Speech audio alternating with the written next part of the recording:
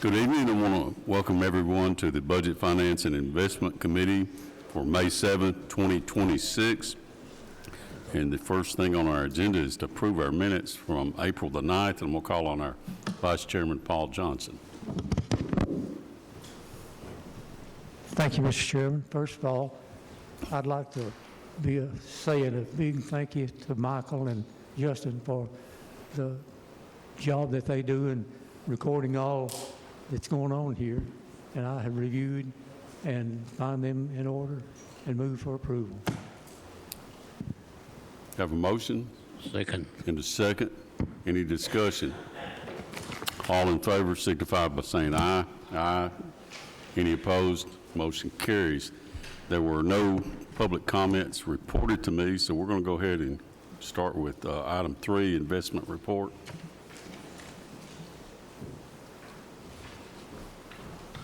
Thank you, Mr. Chairman. I'm Ted Beatty, Rutherford County trustee. Just have a short report. We were able to bid some money this month, and we got 4.16 as a rate, so rates were up.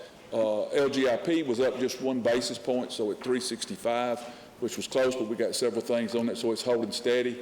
Up just a little bit. Rates actually ticked up just a little bit, and so that helps us on the investment side. That's my report, Mr. Chairman. I have a motion. I have a second. Any discussion? Hearing none, all in favor signify by saying aye. Aye. Any opposed? Motion carries. Thank you, Mr. Beatty. Michael, let's go ahead and do the fund condition report. I'm going to request that we move item 7 up after this, so unless I hear an objection from the committee. Michael? Good evening. I'm going to be pretty quick tonight on my fund condition report because really what I got to talk about is going to be the last item on the agenda, and that's for the budget next year.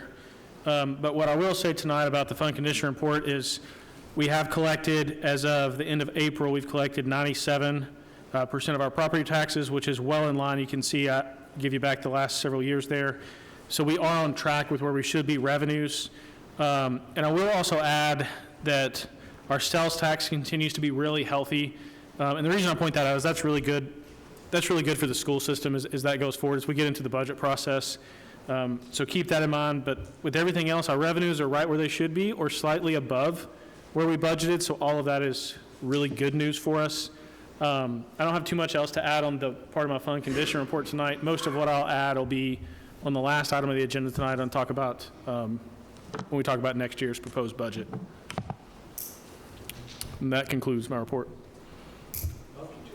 I have a motion to approve and a second. Any discussion? Hearing none, all in favor of the report signify by saying aye. Aye. Any opposed? Motion carries. Thank you, Michael. We're going to skip to item 7, the BOA design phase update. And Bart, if you don't mind, we're going to start with you. And you can introduce that guy that we talked about there a minute ago. Welcome. Hello, my name is Bart Klein with Klein Swinney Associates. I'm accompanied by Derek Martin with American Constructors. We're here to give an update on the BOA building.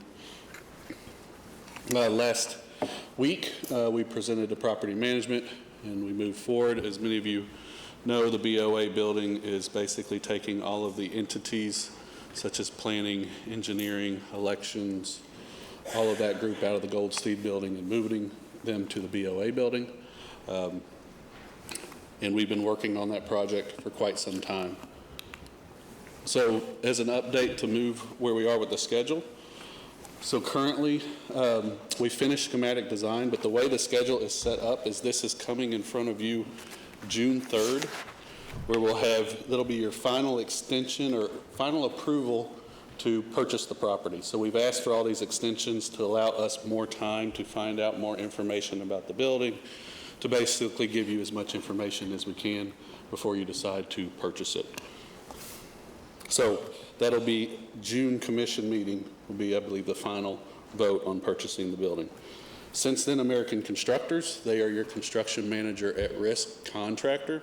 They were ones that won the RFQ, interviewed, were hired. They have been helping with the pricing. So everything you saw, roughly 3-4 months ago was based off of our gut thoughts of cost. The reports, y'all hired Bob Warren and some other people to do a bunch of reports and say what's wrong with the building, this, that, and the other. And so since then, we've proceeded with design, finalizing design, working with the departments, and now we have a contractor partner that is walking hand in hand with us to get this thing in budget to where we can afford to do what we want to do, or what you want to do with it.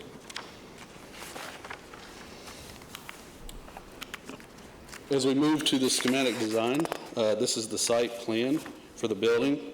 The building is on the upper corner that faces East Main and South Spring Street. I'm sure everybody's familiar with the building. 108 total parking spaces, 45 of which are located on the street. The remaining 60 are on site. SEC, our civil engineer, has looked at the site to see before we were planning on milling the asphalt, but the asphalt's actually in pretty good shape, so we're actually looking at sealing and striping and patching, and then you would mill once that asphalt degrades over time.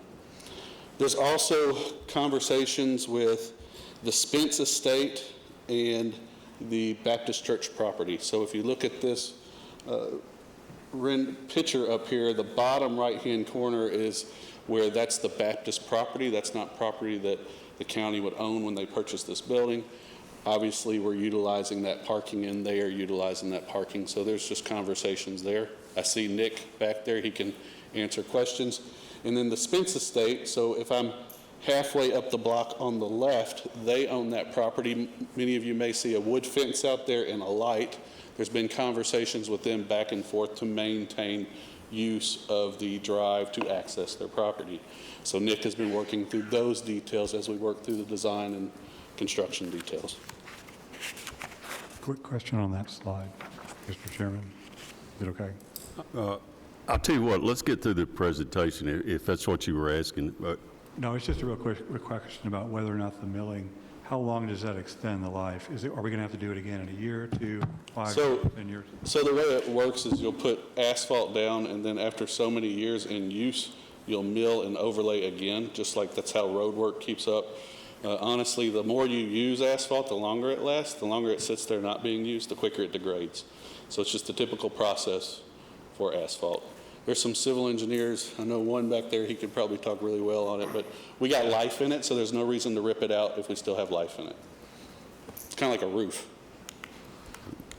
Thank you.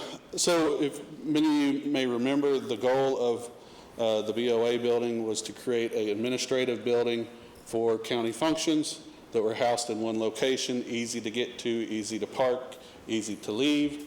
The first floor of the BOA consists of the most public aspects of these services. For instance, the codes department in green, the election department in purple. The dark blue in the right-hand corner, that is flex space, actually a training space that is used by all the groups that are within here. In red, you have Larry Farley's fire admin. And what you'll hear later on is we recommended to the county that the fire be here temporarily because your long-term needs is an emergency ops center, and fire would probably need to be in that. So we see that as a temporary condition here. But the way we also look at it is when they leave, that frees up another 17 spaces for other departments to grow into. Something really important to talk about is we looked at growth over the next 30 years. So every department has what they need and what they will need in the future to allow them to stay in this space. Very different than the Goldstein, which was to renovate it for the $10 million. They had no room. We just fixed the problems is all we did there. So this is very different. Green, again, codes, purple, elections. If I look, the main entry, where you see it says public entry, that is the same entry already there. One thing we did here is we are building out the entire porch around the whole building. When we talked early on, we only anticipated about building out a portion of that, but basically to get everybody's needs and future needs, we want to go ahead and build out all that to provide more flexibility and growth within the building. That canopy build out is about 4,500 square feet. is what you're capturing there. As we move up to the second floor, this is planning and engineering. This also includes future growth for them as well, such as a transportation division for roads that may be needed in the future, and really just capturing all the future needs. It is set up to where the public can come to the second and third floor, but they're captured in a lobby space where they can't get to the actual employees. And everything has been designed in that manner to really keep the employees safe. There's always, a safety level between the public and the private portion of the user and I guess, the user experience. As we move to the third floor, this is for finance. So this actually considers both finance for the county and the school being housed in one location. We've been asked to run this as an alternate in the bid, so we're going to provide a separate cost to do this, so the county can do this if they see fit. But this takes care of all the finance for the whole county on the third floor. Overall, the first, second, and third floor, we're looking at roughly 32,000 square feet.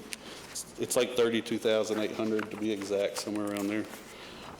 Completely built out, futurized for the next 30 years. I want to say there's, I think I counted like 24 future employees plus 17 if fire goes, so you got plenty of room to grow into this over time. As we move into, let's see, interior design, hold on.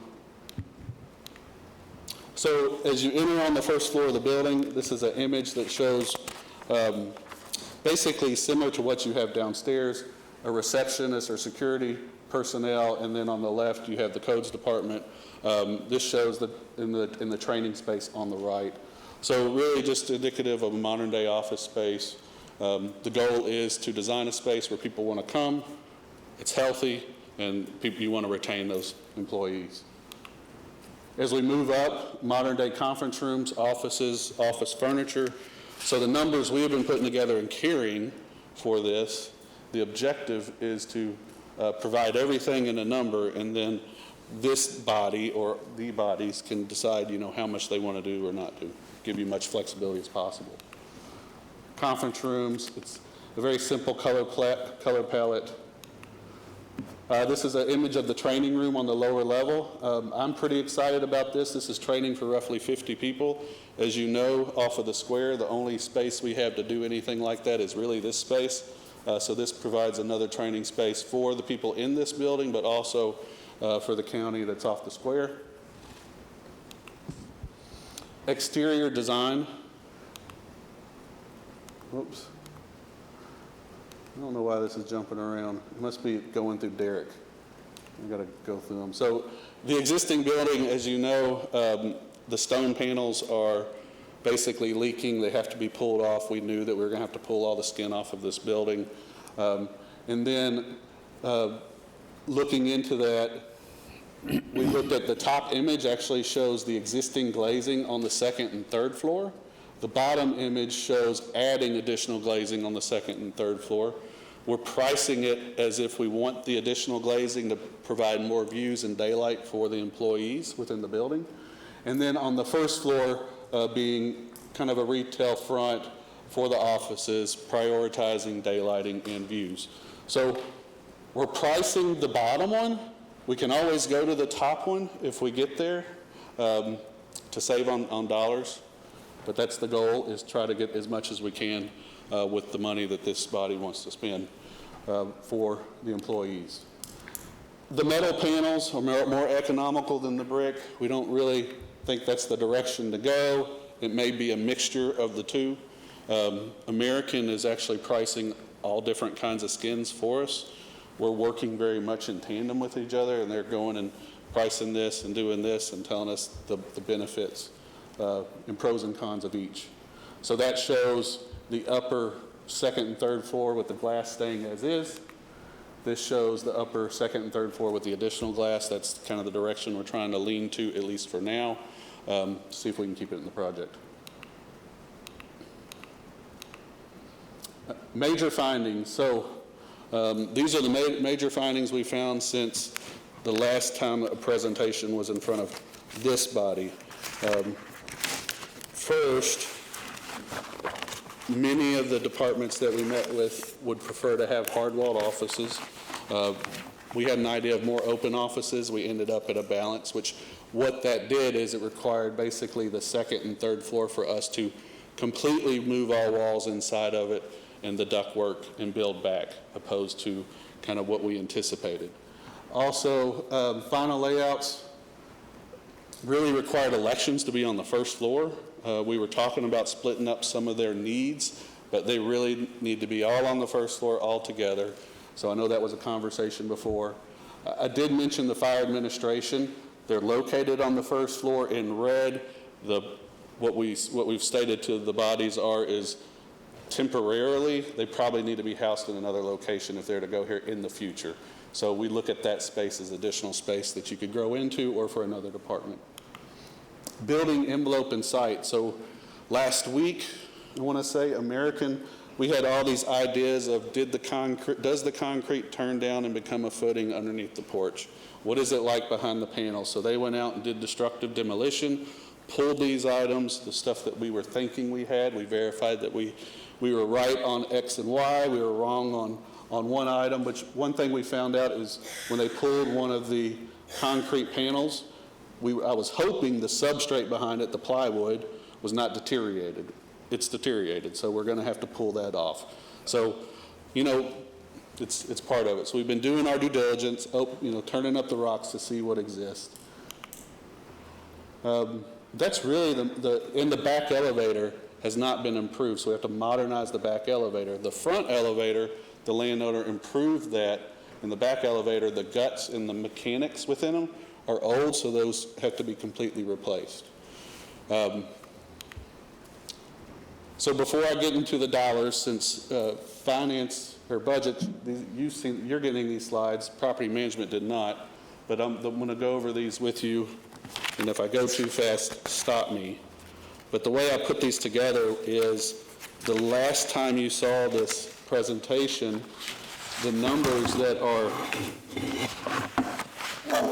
not bolded are the numbers that you saw about 5 months ago before we did our exploratory measures, and the numbers you see bolded are the changes.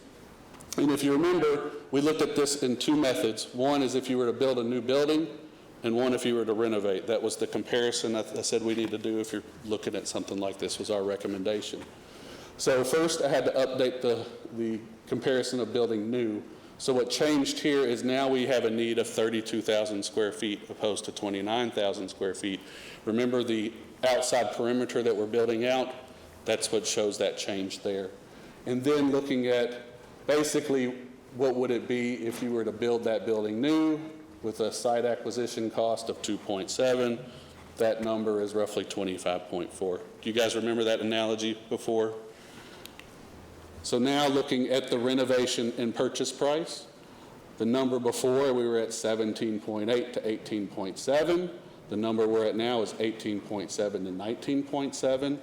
What I want to bring attention to is where the numbers have increased. We've included $300,000 more in office furniture and fixture equipment as a contingency. We've included more contingency of $300,000. So actually, if you take the additional padding we put in this, we're pretty much right where we were. And this does include the more glass, the more this. So we're right in line where we were before.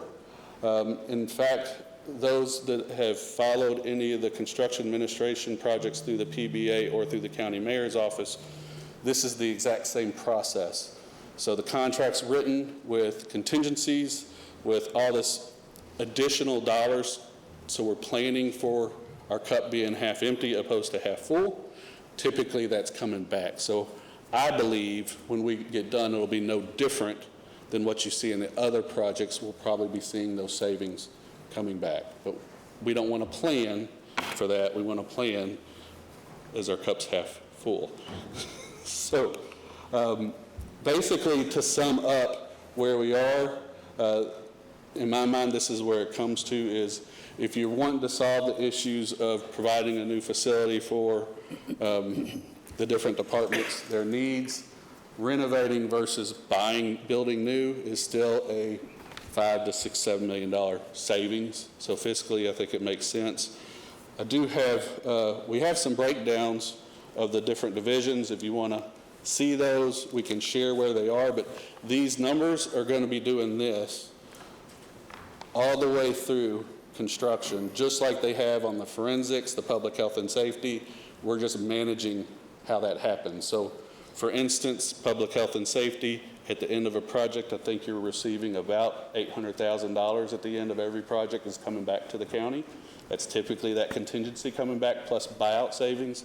Forensics, it's been about $900,000 is coming back, and I suspect it's going to be the same thing here.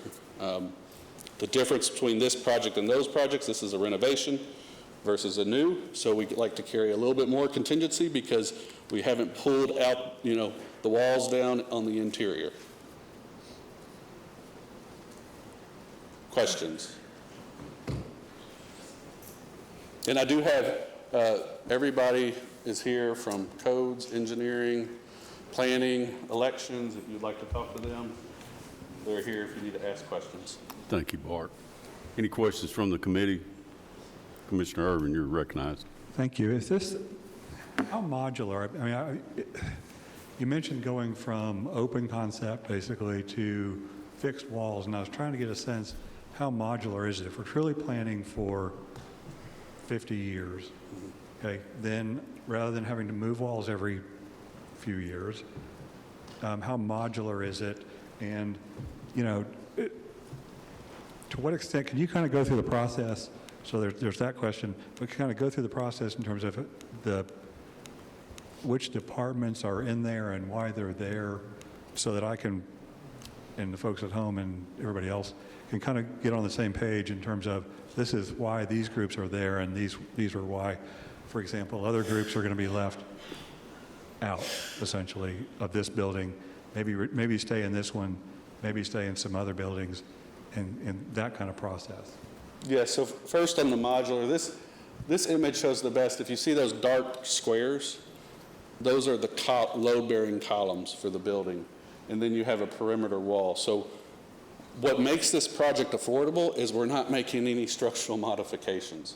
So the module's already there. So when I'm moving walls, because buildings over 50 years change, I will tell you, if you go look at the Sheriff Station, that's a good one to find out. I've been in there for the last 3 weeks. That thing's a mess, but it has changed. It will change. Walls will move. So the fact that this building was built as an office building makes it work for this because you're still an office building. So the load-bearing walls, it's already modular. And so with all the different departments, we struck a good balance of open office versus closed office, because in some cases they are on the phone a lot and they need an office, or they have HR-related issues and they got to have an office. In other cases they don't. So it was really just striking the balance with every department, and it was a give and take. Not everybody got what they wanted, but everybody got what they needed and the ability to grow. When we talk about the people that are housed here, so the first thing, and for me this goes back almost 10 years because this is not a new conversation. I think the first time I looked at the State Farm building under Ketron, and then we looked at another building, but it's always been, the new direction was everything at Goldstein, because Goldstein needs a new roof, HVAC, it's got ADA issues. We got to get them out of there now. So they came out. That was number one goal, take all of them out. And then number two goal was who else could go over here if we needed them. So for instance, when the third floor we're carrying as an alternate, and when you saw the difference in price, the range in cost was because we're carrying roughly $800,000 to build out that third floor for finance. So it made sense. Finance said we can come over to this space. I know you're interested in the trustee coming. If they wanted to come, I mean, honestly, we can look at that. We just never looked at it. So it was really the direction of the commission and the county on who came over. So, and this is a public building for public use. you can talk to Ted about. I think Ted's out there. I understand, and I've talked with Ted a little bit.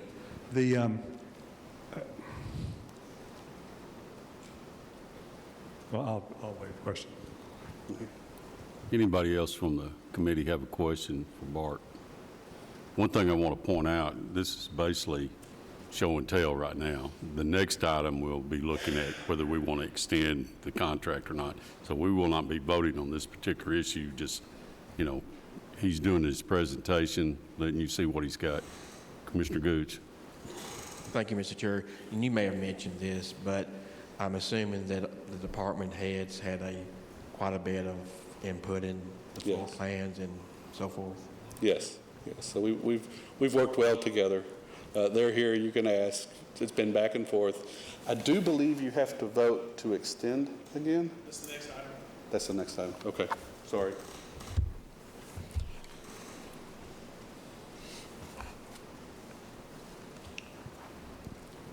Does the county own the ground that the Goldstein building sits on? They will. Oh, does the county own the land? On the land that the Goldstein building sits on? I believe so. I see a nod from Yeah, our Nick's- attorney Nick's- yeah, Nick saying said yes. yes. We do own it. Has there been any analysis drawn about what if we were just to tear the Goldstein building down and build a new building back to suit everybody's needs that is in this courthouse, in the Goldstein building, and be done with it? So we did, when we were at the PBA about 6 years ago, there was an analysis that we looked at the Goldstein building, we looked at expanding the building that Lisa is in right here, and then we looked at building a building on the corner of City Hall. The Goldstein building, if you were to bulldoze it and build new, you would have to take all those people and house them temporarily and all those services for about 12 to 14 months. It would be very costly for that time of construction and possibly longer. I will say the construction cost, what we looked at there, and it was more, those conversations happened, and then the PBA said, okay, let's just look at renovating the Goldstein building, and that's what led, and actually American was part of that as well, to where we just renovated it, and that was about $10 to $11 million to renovate. I will tell you, to build new on the Goldstein site is going to be pretty spendy because you don't have any laydown space around it, so you're going to be shutting the road down. Other than that, that's the most studies that were done. We talked about it. We said the pros and cons of building at the City Hall where the county owns that little corner where the rotunda is, doing the vertical expansion to the county office building, and then renovating the Goldstein building. And the PBA decided to, let's look at renovating the Goldstein building. That cost was about $10 million 5, 6 years ago. So that cost today is probably in the $13 to $14 million range. And the issue was, even if you renovated it, it didn't accommodate any new hires. So they're sitting on top of each other right now there. I mean, honestly, if you haven't visited the Goldstein building, you should visit it. And there's ADA issues. It's actually multiple buildings put together. And so there's floor issues everywhere to where there's an ADA transition issue. And honestly, with a civic building, a public building, you really don't want that. Yeah, that's as much, not a full study to say what would it cost to build a new one there in a long-winded conversation. The repairs and upgrades to the BOA building, how would that compare in longevity versus building a new building? So the whole premise of this was to strip this building down to its structure, because the structure is concrete. And concrete gets stronger over time. Everything else is new. So these numbers you're seeing is all new ductwork, all new plumbing. This building is going to last a long, long, long time. The columns are actually, for the building, are actually set in bedrock. And this building, I told property management this, my mother is 76, interior design firm. She worked on this courthouse many times. I think that's her name on that award over there. She was walking in her office and saw the drawings for the BOA building, and she said, man, that was my first big project where she got the interiors. And so the black marble in there and the wood paneling was something she did. And that building was called the Machine Bank, is what it was called. But it is a stout building. And so the numbers you see is getting rid of anything old and putting new stuff back. You were able to give me a lot of information, but you didn't answer my question. Okay. Time-wise, versus the BOA building versus a brand-new building built correct for all our needs, we're talking about less years of use than the BOA building? Probably not. No. So how, just ballpark it, I'm not going to have. Well, I will tell you, it's a 50-year-old building. You can't afford to build the structure of that building today. So your structure is going to outlive this building than the other one. Everything else is going to be the same. You couldn't afford, the numbers that we're showing in here for a new building is not for a concrete structural frame, it's for a steel frame. Does that make sense? So everything else is apples to apples. It's the same. HVAC unit on a new building versus this building, the same. All that the same. That answers your question, right? Close enough. Anybody else from the committee have any questions? Could I have a couple more? Could you go back to the money slide? Yes.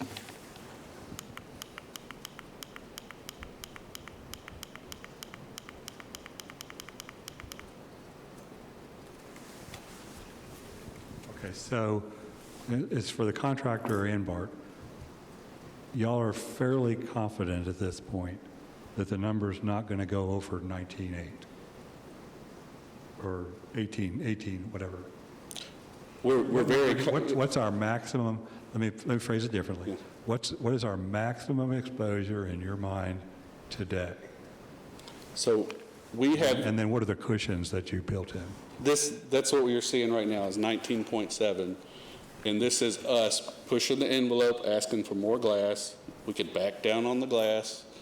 That's about $400,000, probably about $300 in savings to take some glass out, and we have a $900,000 contingency.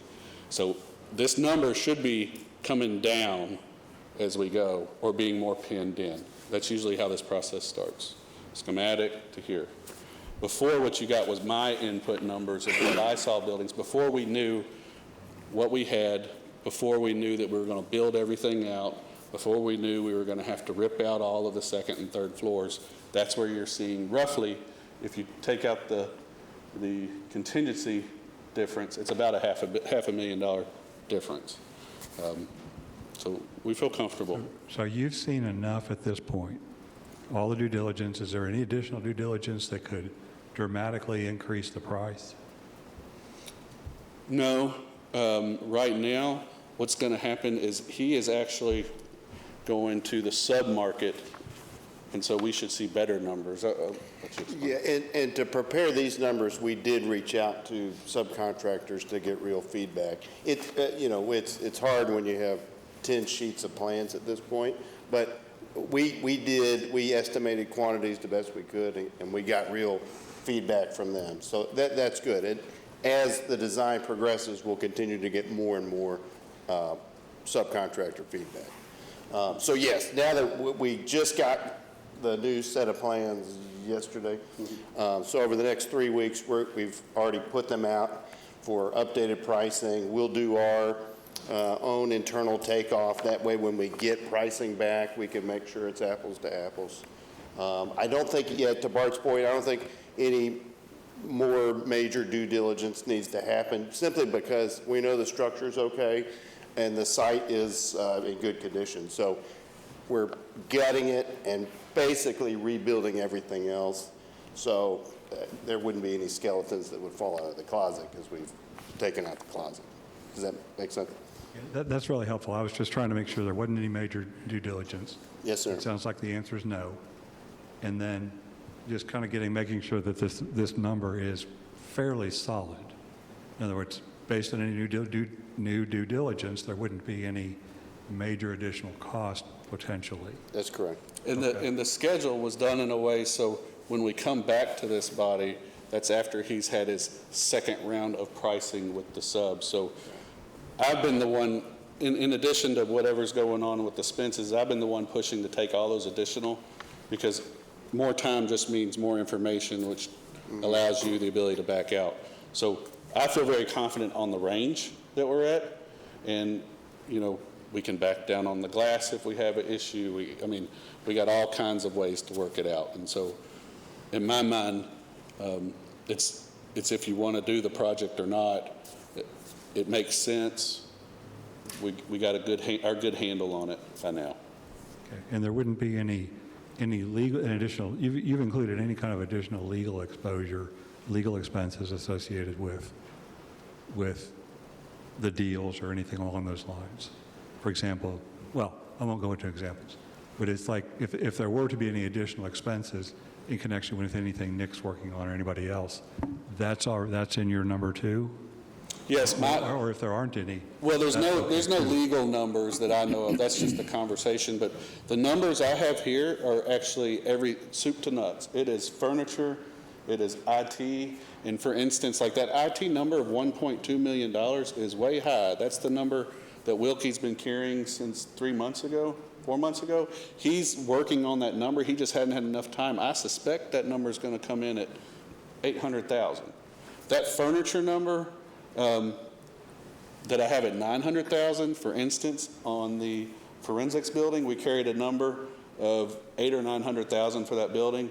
Adam bought furniture through state contract, and he got it for half the price. Those of you that, you know, so there's all that stuff that's going to come down the road. Commissioner Piercy, you're recognized. So we're going to move everyone in the Goldstein building out to the new building when you get done. Yes. Everybody. Everybody. Nobody's left. Correct. Has there been a property appraisal on the Goldstein building as it sits now? No. I'm sure we can get John Harney to provide one. Yeah. Can anybody say what our intentions are with the empty Goldstein building? I can't. That's above my pay grade. Commissioner Irving, you're on property management. Has there been any discussion along those lines? I wouldn't say there's anything definite. I know a number of people have opinions about whether or not it should be sold or whether there might be repurposed somehow. That's probably the range of views at this point. Well, I've talked to Chairman McAdoo, and I think that's, you know, discussion y'all will probably be having in the future. But The reason I ask, these are questions that are asked of me, Understood. and, you know, just looking for something to tell the people. I'll ask John Harney to get a property. Yeah, thank you. I've got a quick question. We had a problem with our question about parking access for the existing businesses that are on the square and using part of that parking spaces. Can you explain where we're at on that? I know you were showing us the parking and counted spaces a while ago, but So get that straight in my head. I believe Stan Vault is representing the conversation with First Baptist Church, sorry. So right here in this image, the bottom right-hand corner, there's roughly 10 spaces right there. And our property line is a flag. It jogs in there. And so what I believe the conversations are is the church is going to be able to park there at nights and on the weekends, and the county can park there during the days. That's where I believe this is going. And then the Spence Estate, which if this doesn't have a pointer, I'm at the point. So this is the Spence Estate right here, and they have deliveries that come in here, and there is a wood fence and a light pole. Right. So we recommended to take the wood fence and light pole. We recommended to take that out. They decided they don't want to. So they're just going to access it from here, and they have free egress. So Nick is working back and forth with the Spence Estate on that issue. All right. Thank you. Any other questions from our committee? If not, I'm going to, go ahead. If they, would y'all commit to coming back every month until we, because I plan on there's a little bit of a actually being gap here. there. There was a little bit of a gap there, and I wanted to, I plan on going to property management next month, but honestly, the numbers that I get back from American, I want to say are going to be the 3rd of June. So I can come back every month, but the next real update you're going to have is when he gets more feedback from the public on the prices. And so that is going to happen June 3rd. It's before commission, but we need to, since Memorial Weekend is in there, we're going to lose a couple days, and the more time we have with the different subs, the better exposure we have on the cost. and the more time we have to chew on it Correct. would be great. It gives you more time to chew on it. Thank you. Okay. You're recognized, Chairman Phillips. Thank you, Mr. Chairman. Bart, a lot of the conversation that we've had is on the value of that piece of property being downtown and the long-term use for that piece of property being ideally located for Rutherford County government.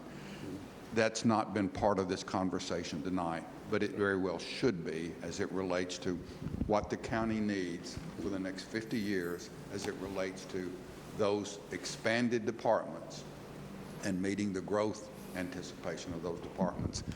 That's what has always made this commissioner and most commissioners that I've talked with make it an ideal location for the county to buy that piece of property, rebuild that to meet its needs and of the departments that's going in there, and then meet those needs for the next 50 years or so.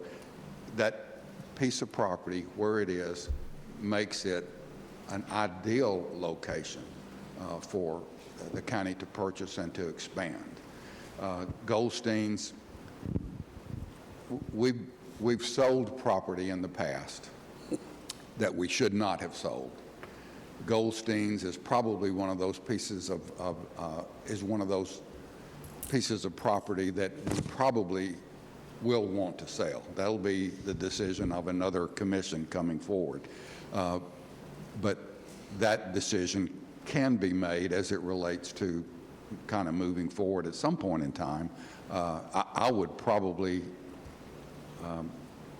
like to sell that piece of property and help kind of offset some of the cost of moving. I just think, if I'm not mistaken, you gave us an estimated cost at property management that well exceeds $8 million just to renovate that building, and you still got kind of the same size building that does not meet the needs of the county right now, let alone into the future. So I know there's been some concern about the cost of that building, but if you look at the cost of buying it, renovating it, and using it for the next 50 years downtown, it makes it, in my mind, a very affordable project for the county moving forward. Michael, just from a rough estimate, how much money are we going to have to borrow to buy and renovate that building?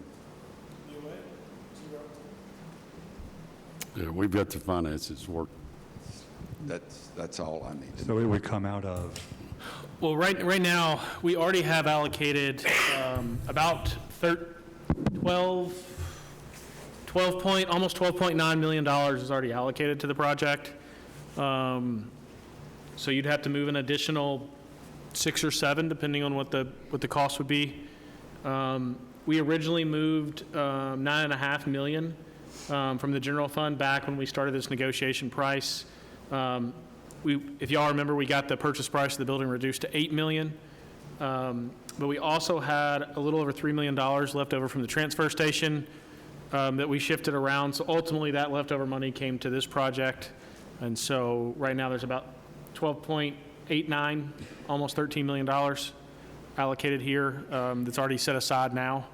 So you'd have to set aside another 6 or 7, depending on what the final, after everything's bid and all that. So But I don't anticipate needing to borrow anything to answer Chairman Phillips' question.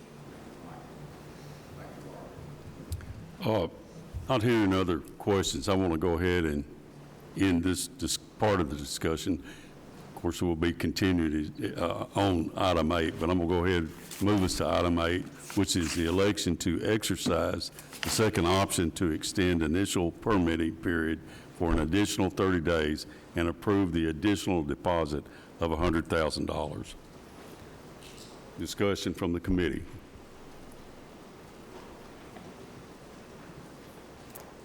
We've looked at this, and of course, this gives us the option for another 30 days, costs us $100,000, which will be used for the purchase price if we go ahead and agree with that. Any discussion from the committee? Well, I will entertain a motion. I have a motion to approve the extension, 30-day extension, and the $100,000 associated with that. Do I hear a second? Second. I have 2 seconds. Discussion. Call roll. Commissioner Gooch? Yes. Commissioner Harris? Yes. Commissioner Irvin? Yes. Commissioner Johnson? Absolutely. Commissioner Piercy? Yes. Commissioner Sereno? Yes. Chairman P. Yes, motion carries. Thank you, gentlemen. That will move us back to item 5, risk management. Gentlemen, thank you for your help. Welcome. Good evening, Chairman P., Commissioners.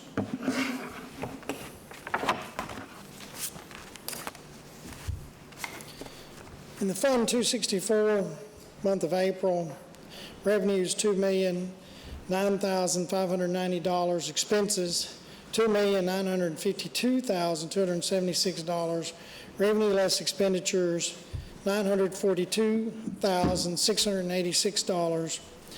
For the calendar year, the revenue is $8,776,484. Expenditures, $9,690,147.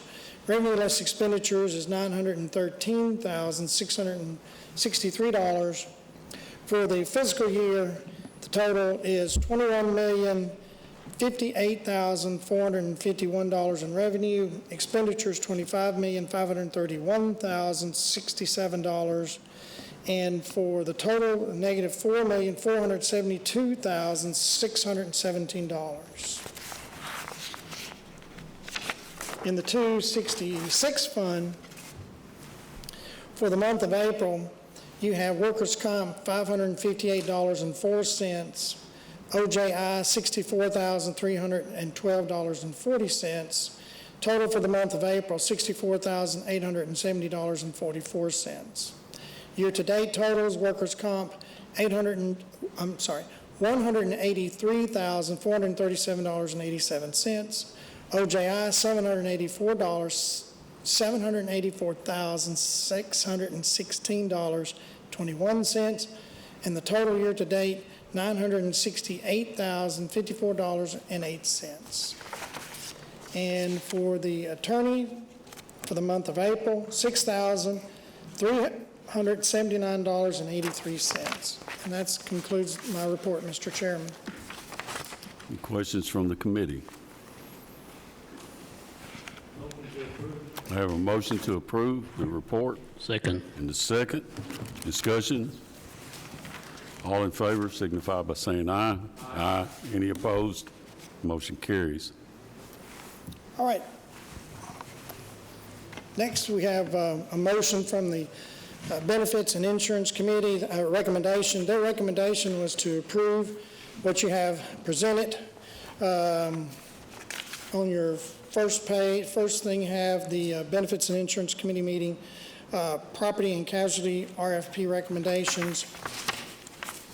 You have the motion to move that forward to budget and purchasing, and to evaluate the benefit analysis for cybersecurity liability insurance. So the cyber insurance is on there, but they said to move, the motion was made to move it forward to budget and purchasing to see about if they want to do the insurance or to take it off. So when you see the first page you have, this is the recommendation that came out of the Insurance Committee. It was also the recommendation coming out of Insurance and Risk Management Department. These you'll see are the carriers, and you'll see that the total of $5,197,238. The next exhibit that you'll see, these were all the bids that came in, different levels of quotes that they had. I will mention to you, there is about 5 down, you'll see Metis, Obsidian. They turned in a bid with the buses included, but they cut out of that, a under and uninsured coverage.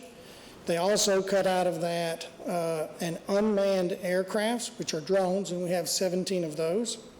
And they're also an A- company.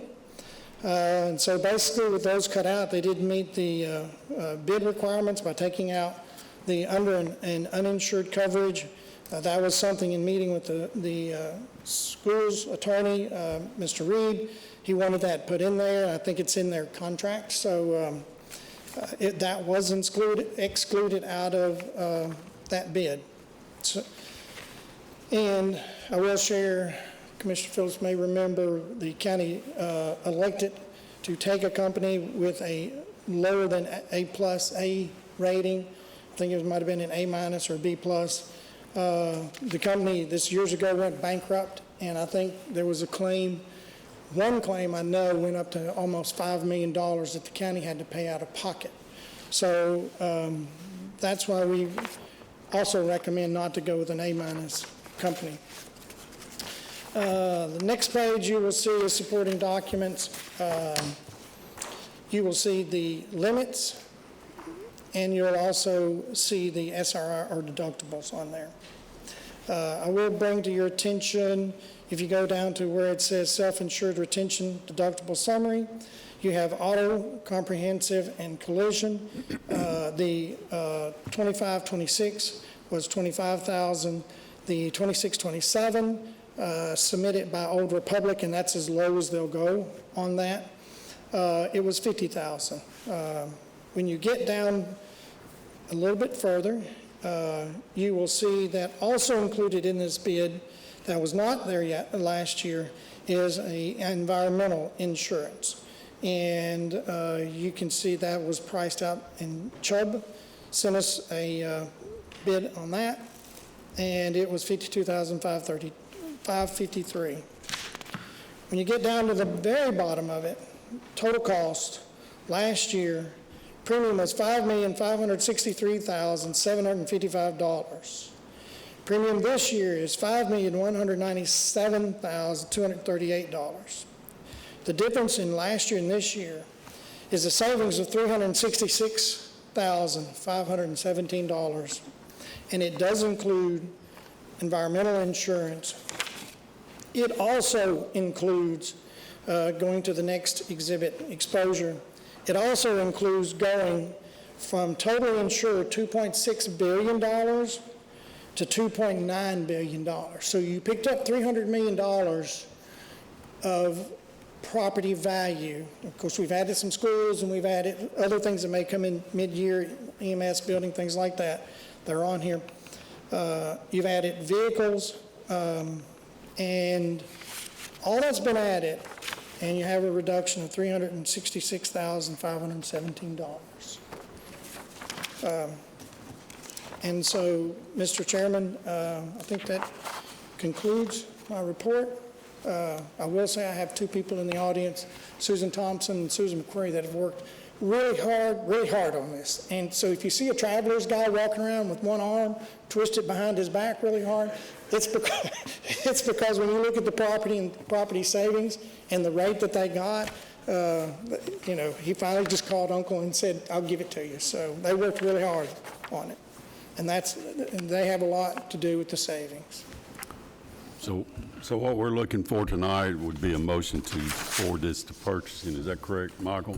Well, tonight, we'll do two things with this, with motion we're looking for. One, it'll be for budget to approve the funding of the bids on the summary document. It's the first attachment on there. And from here, it'll go to the full commission and it'll go to purchasing. So really, we're doing the funding for this tonight, and then the funding piece will go to purchasing. I believe that's next Tuesday. They'll approve the bids, and then everything will meet back together again next Thursday at commission. So it'll go to both purchasing and commission from here if this is approved tonight. I will also add one thing to Ed's comment tonight. We'll talk a little bit about this in the last agenda item tonight. But as you see here, what's on your iPads in front of you, that cost is across all of us. So the decision tonight doesn't just affect the county. This affects the schools too. So we have, based on the recommendation of the Risk Management Department and the Benefits and Insurance Committee, that is what's part of the draft budget that's in your books tonight.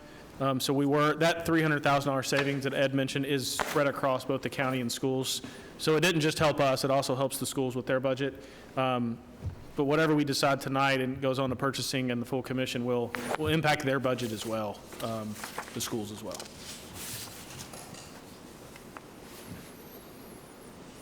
Any questions from the committee? Chairman, You're recognized. you covered one spot about buses. Yes, sir.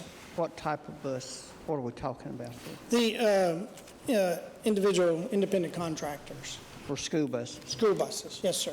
Not the ones that are owned by the county Board of Education, but the independent contractors, the Private liability insurance.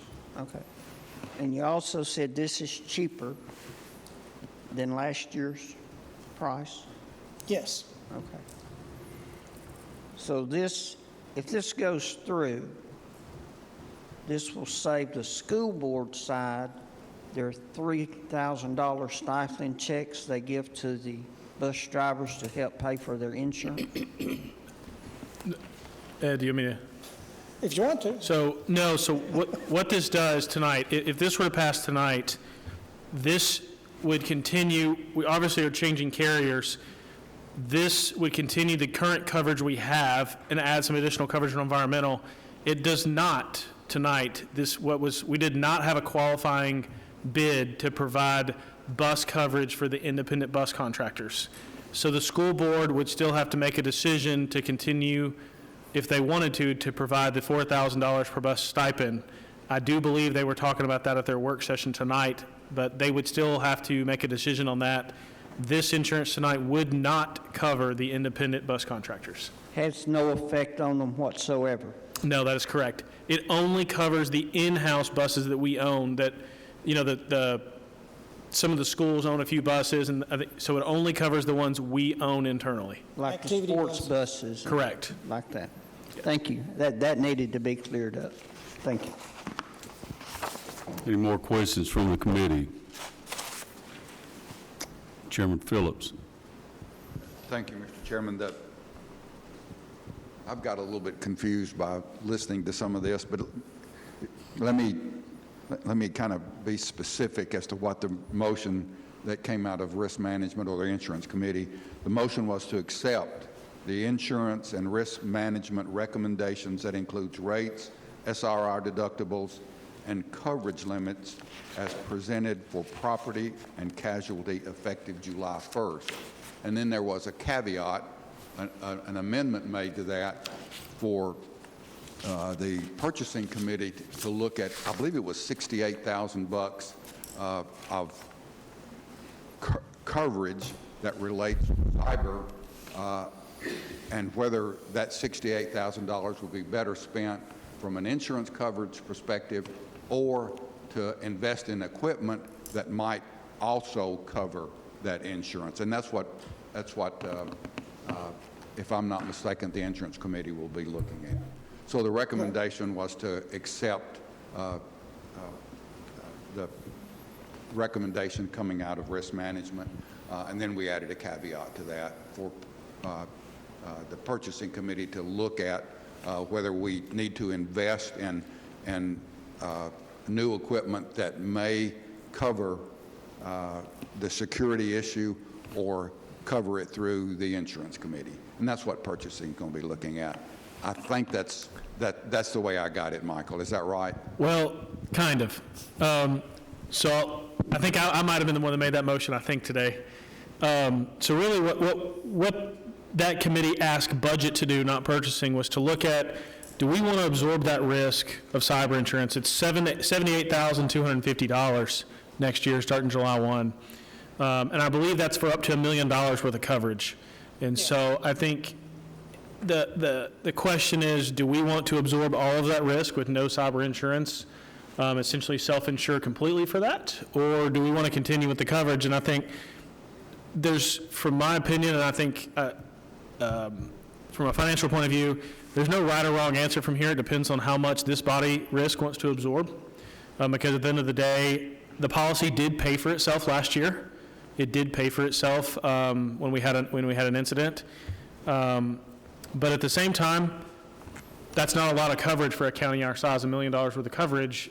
Our budget is much higher than that. So I think it just depends on the risk reward that this body wanted to take. I think the motion was for budget to talk about that finance piece, and then we would send the recommendation to purchasing on what this committee wanted to do. So it's just up to this committee whether you want to leave the cyber in there or take it out. But it's $78,000 premium for $1 million worth of coverage. And what's our SIR on that, Ed? That's 100. So 100. It used to be, it was 250 when the schools had an incident, but they last year dropped it down to 100. And if I could just mention a couple, it's not like car insurance where you're going out and you buy car insurance and you don't use it, and so you lose it all. With that 78, they have also a monitoring service. They give us updates on the latest things that are going on, trying to keep us a step ahead. They meet with us on like every 2 to 3 months with Board of Education, our OIT department for Rutherford County government. And I would mention that there was an incident that the total so far is $651,000 plus, and we were reimbursed $400,000. So when we say that the premium has paid for itself, it has definitely paid for itself, but what it also did is that by having them and being able to turn to them, when you have an incident, you were able to quickly call somebody and start the process almost immediately and get people on the ground. If we don't have this, because it's just liability insurance, you've got to be set up that, I don't know who your advisors are going to be, but you've got to have those advisors in place, because as soon as that happens, you need to be ready to do something about it, because all of a sudden your court systems are shut down and it becomes a major issue. And they were extremely helpful. And again, that's it's a vote by y'all, and it's your decision, and it is my recommendation to stay with them. And if you're a little bit on the fence, then what I would also put out there is that this year, go in there and do it, keep the insurance, liability insurance, and then look at possibly what we would need to do to remove the liability insurance, and then to just handle everything ourselves and make sure that we have some type of a incident process set up and who our advisors are at that time. Is Cody York in the audience? He's in the back. If it's okay with the committee, I'd like to ask Cody to come up. I've seen nods all around. I don't think we need to vote on that since we're discussing part of his department. Are these all with the same company? Are these all with the same company and just different? Keep the mic up. I can't hear you. I'm sorry. Commissioner, if you'll look on this first page, under it gives the carrier and company name on the second column. Right. And I'm looking at the next slide that says resilience has 3 of them, and there's the one that's bold is $1 million limit, $100,000 deductible, $78,250, and so then that says. I think if you're looking at this slide, that was the bold is the recommendation of the risk management department. Right. on that first page there, but if you go to the very first document that's 6A, that's the ultimate recommendation of the different companies and the premiums. The other one just listed all the bids, so different companies submitted bids, and some different companies submitted multiple bids. Right, and I'm trying to get a sense for why the insurance committee chose the $1 million as opposed to the $5 million for a difference in premium of 78 versus 169 roughly. And to see, and I also wanted clarification on the cyber excess. Is that an excess policy above so it'd be like 5 million and 5 million, or 1 million and 5 million, or how does that work? I'm trying to understand kind of the process so far. This coverage is just for $1 million. It's not 5 million plus 5 million. This is, you just have $1 million. He's talking about there was an option for cyber excess, and the risk management department just did not recommend that. Right, and I'm trying to understand the thought process. I mean, it seems, relatively speaking, given all the cyber issues that are out there, to be fairly inexpensive insurance, and I don't know why we would choose, and I'm just asking because I don't know, kind of the thought process for why we would only go with $1 million as opposed to 5 million. Well, so I think one of the things we look at, and I don't mean to answer for Ed here, but I want to talk about the finance piece, because one of the things we do is, Ed will call me, we'll look at kind of our reserves. So part of what we kind of take into account is a rough statistical analysis of what risk we feel like we could feel good absorbing versus the risk reward there. And so when you look at our budget of almost $1 billion, when you include what this would cover, our budget will be I haven't seen the school's budget yet this year, but it's going to be, everything together will be close to $1 billion, over $900 million for sure. And so we look at that, and you look at the $1 million or $5 million coverage, and I think that's why the benefits and insurance committee wanted us to look at this is, do you want $1 million coverage when you have $1 billion budget? And so that's, and I say that as the same example of, if you have a home that's worth $1 million, do you want a $5,000 or $1,000 coverage on something, or even, so that same analysis we kind of apply here and look and see what do we think we could absorb, what do we think we could self-insure for. And so that's what I was saying earlier, there's no really right or wrong answers. It was just, that was kind of our consensus on what we felt comfortable absorbing from a self-insurance standpoint, while also still having some coverage. That was kind of our analysis based on looking at the reserves and our self-insurance funds and things like that. That was from my point of view when we looked at the recommendations. Yeah, and some of the benefits, like if you went up to 5 million, it's the monitoring is the same, whether it's 1 million or 5 million, and then the educational part is the same, whether it's 1 million or 5 million. And another piece of that we look at is that we also meet with the OIT departments, the schools. All of us have, like, every 2 to 3 months we have meetings, and we just kind of address where you are. And I don't want to go into our systems too much, but we look at it's kind of a balance. The better your systems are, then you wouldn't want, I wouldn't think you would want $50 million worth of cyber. And also with the schools incident, you just kind of land with that situation. You just kind of like, what are your odds that you would go over $1 million? What are your odds you'd go over $5 million? And again, going back to Michael's point, is that if your fund balances are good, then you absorb more of that risk yourself instead of buying the insurance. And so the balance is, what can we get in order to have a level of staying a step ahead and have an educational process and a monitoring process? What's the minimum that we can get, but also what also is our risk? And that's in meeting with the OIT departments. They give us that level of what we think the risks are, and like I told you, we had one and it did go over $1 million, so that's kind of where we landed. Well, that's part of the reason I asked Cody to come up, and I want you, if you would, to address this for me. And I'm not trying to put you on the spot, but I'll just tell you, it's kind of like the guy that says, I'm not the conductor, I don't get to blow the whistle, but if this thing goes off the track, this is the guy we're going to be all yelling at. So I definitely want to hear what you've got to say on this. First of all, I prefer not to be yelled at. Let's get that straight. When we're talking about cybersecurity, one piece that, and we've said it a couple times, but it's important to get your mind around, is that there are actually four IT departments in the county. The sheriff's office has their own IT. The school system has their own IT. We are the OIT office for the IT for the county general, and then the Register of Deeds has her own IT department. Now, they're very small. They only have one vendor. They kind of handle the IT for them. So they sometimes get left out of the conversation, but they are a separate IT department. So this policy covers all of those people. So I can speak to the county piece of it, but this really covers all of the county's liability. So because there are three, or really four, let's say three, because the Register of Deeds is such a small operation.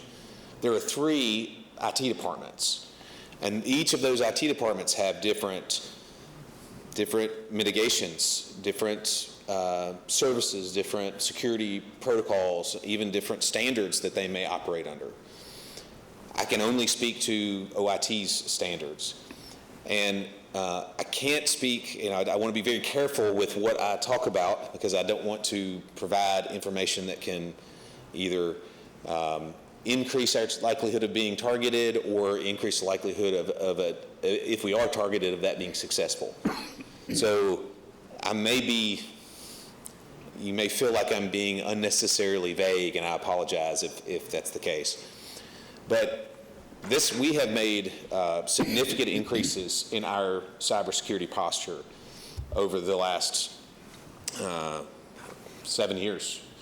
And, this has been a priority for the current mayor, previous mayor, trying to make sure, this is something that's very important, being prepared. But we will never be completely prepared. I've talked with the mayor about this at length, and even this particular topic we've discussed today.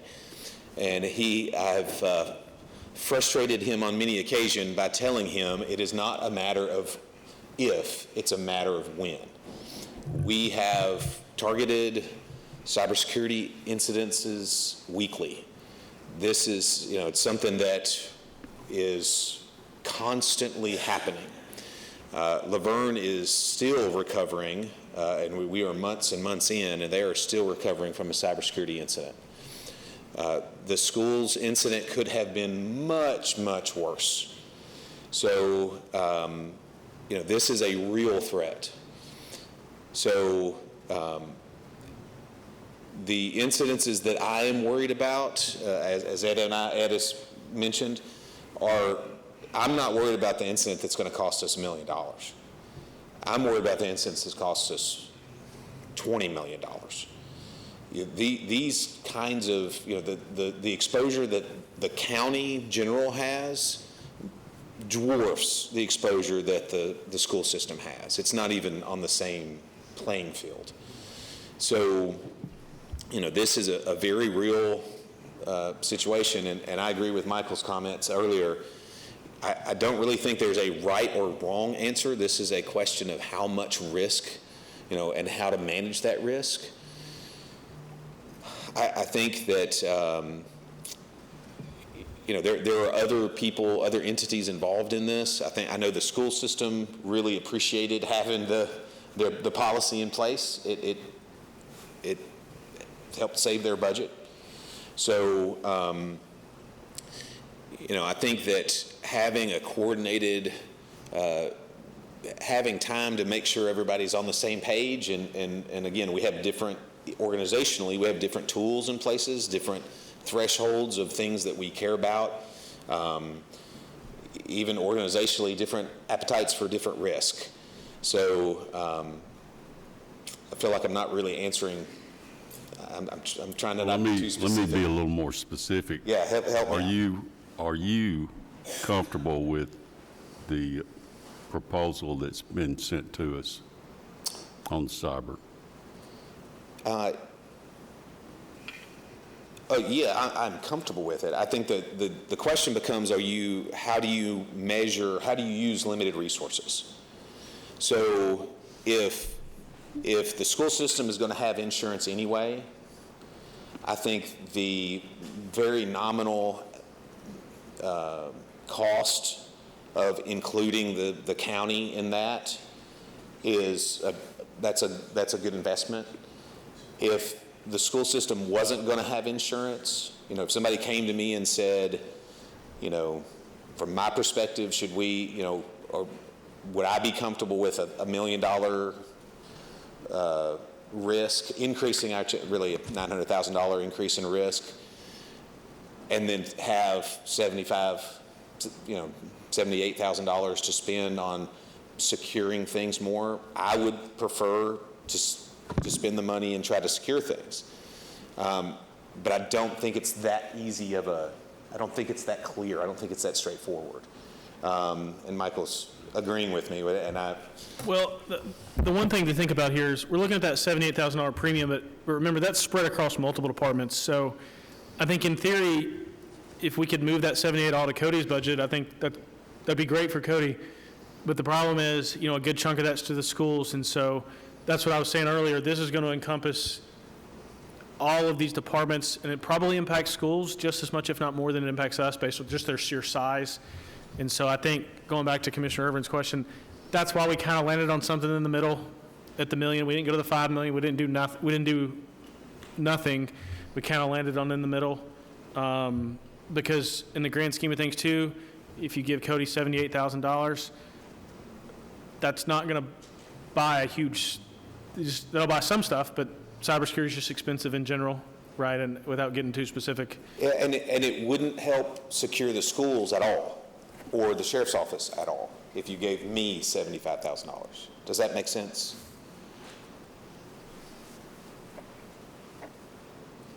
Well, let me ask Michael the same question, and the reason I'm doing this, you guys are probably aware that he did risk management for Wilson County, and so what's your opinion on the levels we're at? And the reason I keep drilling in on this is just what he said. It's not a matter of if, it's a matter of when, and how much liability we've got out there. And we've all seen instances of this. But Michael? Yeah, I feel comfortable with what was presented. I think for me, like I said earlier, I don't think there's a right or wrong answer, because in the grand scheme of things for us, neither the premium nor the coverage is huge compared to the overall budget. That it's $1 million of $900,000 of coverage if you spend this IR versus the $78,000 premium. Neither of those are material to our budget. They're not going to cause us a tax increase. They're not going to save us a tax increase, across the board. So I think what we're talking about is, do we want to pay that $78,000 premium versus could we absorb it without it? The answer is absolutely yes. We could absorb the risk without it, for sure. Did it pay for itself last year? Yes. Yes, it definitely did. So I don't think there's a right or wrong here. I feel comfortable with what was presented ultimately. I'm the one that made the motion come out of Benefits and Insurance Committee, so I feel comfortable with how it's presented, but I'm also comfortable if we said we don't want to pay the $78,000, I think we could absorb the risk. I'm totally comfortable with the 78, and the only question I have is, should we bump it up to 5? I don't know if we have that option. I presume we... You would have that option to make a recommendation to purchasing, yes. I mean, for not much extra, what else do you get for, we withhold a little bit on the budget, okay, from presumably, to go up to that what was it? 168,000 versus 78,000, so that's what, 90,000? And you get an extra $4 million in coverage. I'm just trying to understand, if we don't get much else, then there's no point, and you can just tell me that. But if we do get something else, that's kind of the analysis. I do think we need some, clearly. It's just, at what point, I mean, is $5 million a reasonable number for a county of our size? I don't know the answer. We could buy Cody more equipment, presumably, with that $90,000. Is that going to, where's the cost benefit? Where's the kind of the sensitivity type analysis that you try to do on stuff like this to get a sense for this expenditure is worth this amount, and if we spend more, we get more, and if we don't spend more, this is our risk, and just kind of go on. Well, and the nature of insurance is not always you spend more and you get more, right? Because if you spend more and don't claim. That's what I'm trying, other than the financial piece, is there a benefit, Okay, so that's, Michael's shaking his head, so I'm just trying to understand. I'm not trying to put you on the spot either. I'm just trying to understand, do we get more or not? I will say this, mathematically, I felt it was a middle ground to go with the 78,000 million coverage. I don't see the need to spend an additional 90-something thousand dollars when we have adequate resources to self-insure for that additional $4 million. And I don't know that we would have gotten any additional service on the last claim that we had against it. If that helps the analysis for you. It does. I was trying to just. It does for me, too. Thank you, Michael. Any more questions from the committee? If not, I'll entertain a motion, one way they're up or down here, if we want to take the insurance committee's recommendation and forward it to the commission and to purchasing. I have a motion, Commissioner Second. Piercy, second. Commissioner Irving. Or was that a question? That was second. It was second. All right, thank you. Further discussion? Call roll, please. Commissioner Gooch? Yes. Commissioner Harris? Yes. Commissioner Irvin? Yes. Commissioner Johnson? Yes. Commissioner Piercy? Yes. Commissioner Sereno? I follow Rule 10. Chairman P? Yes, motion carries. Cody, thank you. Didn't mean to put you on the spot, but I appreciate y'all's help. Thank you. All right, let me see if I can find out where we should be now. I think we're up to item 9, a request for application for the Brownfield Redevelopment Area Grant. I think, Eric, were you going to do that one?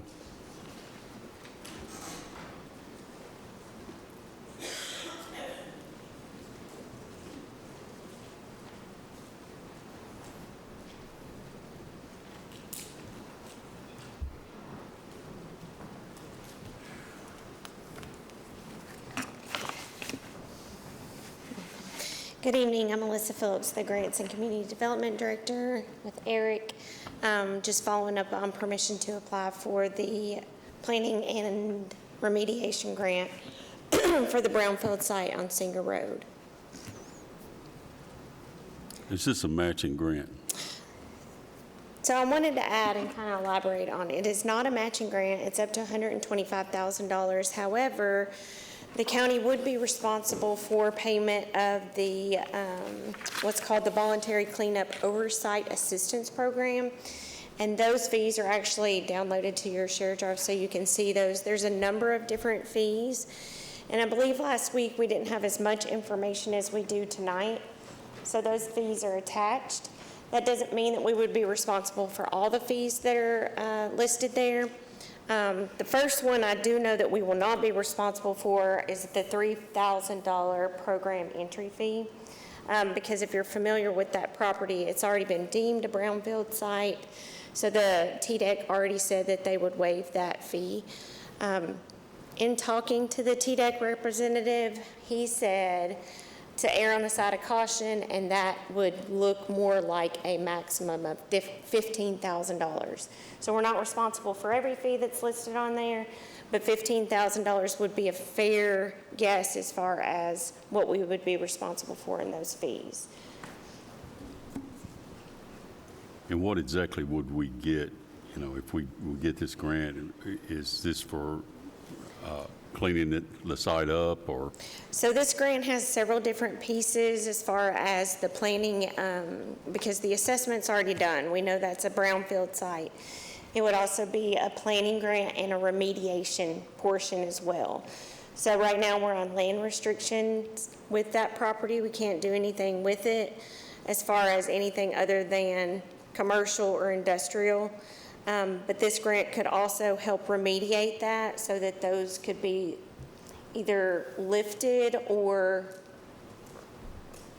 taken down a notch. So we just can't do anything with that property until we have a planning grant and then we have a remediation so that we get what we need to do in order to put something on that property. And part of it would be, we know that the groundwater is contaminated, but we don't know if the soil gases are contaminated. So if, using this grant, we could hopefully determine that. And then that would kind of give us an idea of if we ever decided to sell it or if we wanted to build on it, what would be our requirements before we could do either of those. So your estimated cost would be, you say 1,500, 15,000? 15,000. Okay.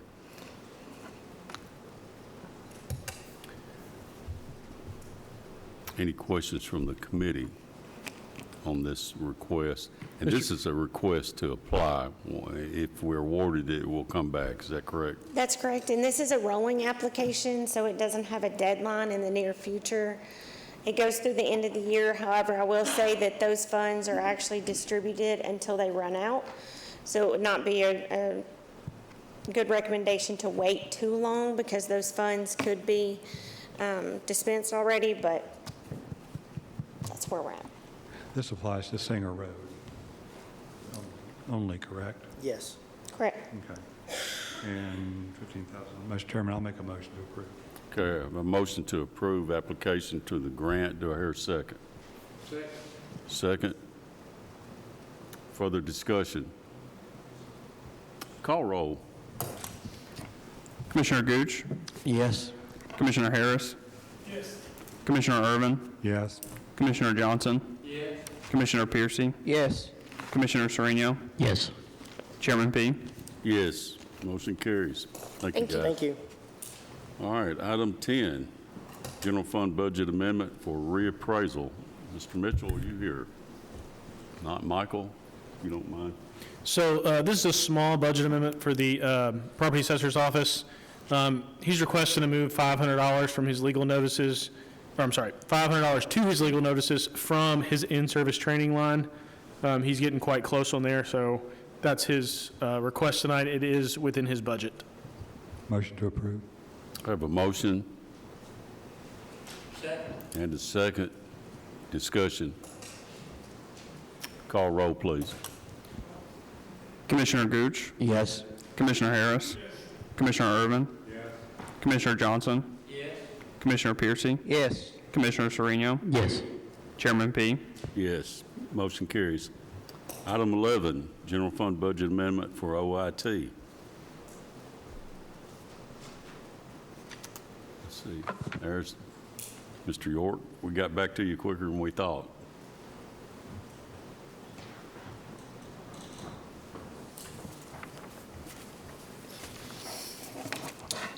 Yes, this is a budget amendment, simply moving, it's no new money, it's just moving some money around in our GIS budget to accommodate some services that we paid for, we basically had found a different solution for. Motion to approve. Second. I have a motion and a second. Any discussion? Call roll. Commissioner Gooch? Yes. Commissioner Harris? Yes. Commissioner Irvin? Yes. Commissioner Johnson? Yes. Commissioner Piercy? Yes. Commissioner Sereno? Yes. Chairman P? Yes. Motion carries. Thank you. Chairman P. Item 12, general fund budget amendment for disaster relief. Mr. Clark. Chairman, committee, we're requesting a budget amendment to appropriate money for new batteries and radios for our first responders and also a decon machine for EMS, and then along with some new chairs in our emergency operations center.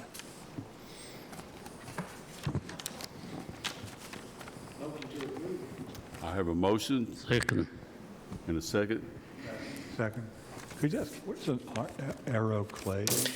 It's a decontamination machine that we use for ambulances and also for stations it provides a mist for decontamination such as COVID, all the other diseases that may be out here, and also just cleans those surfaces.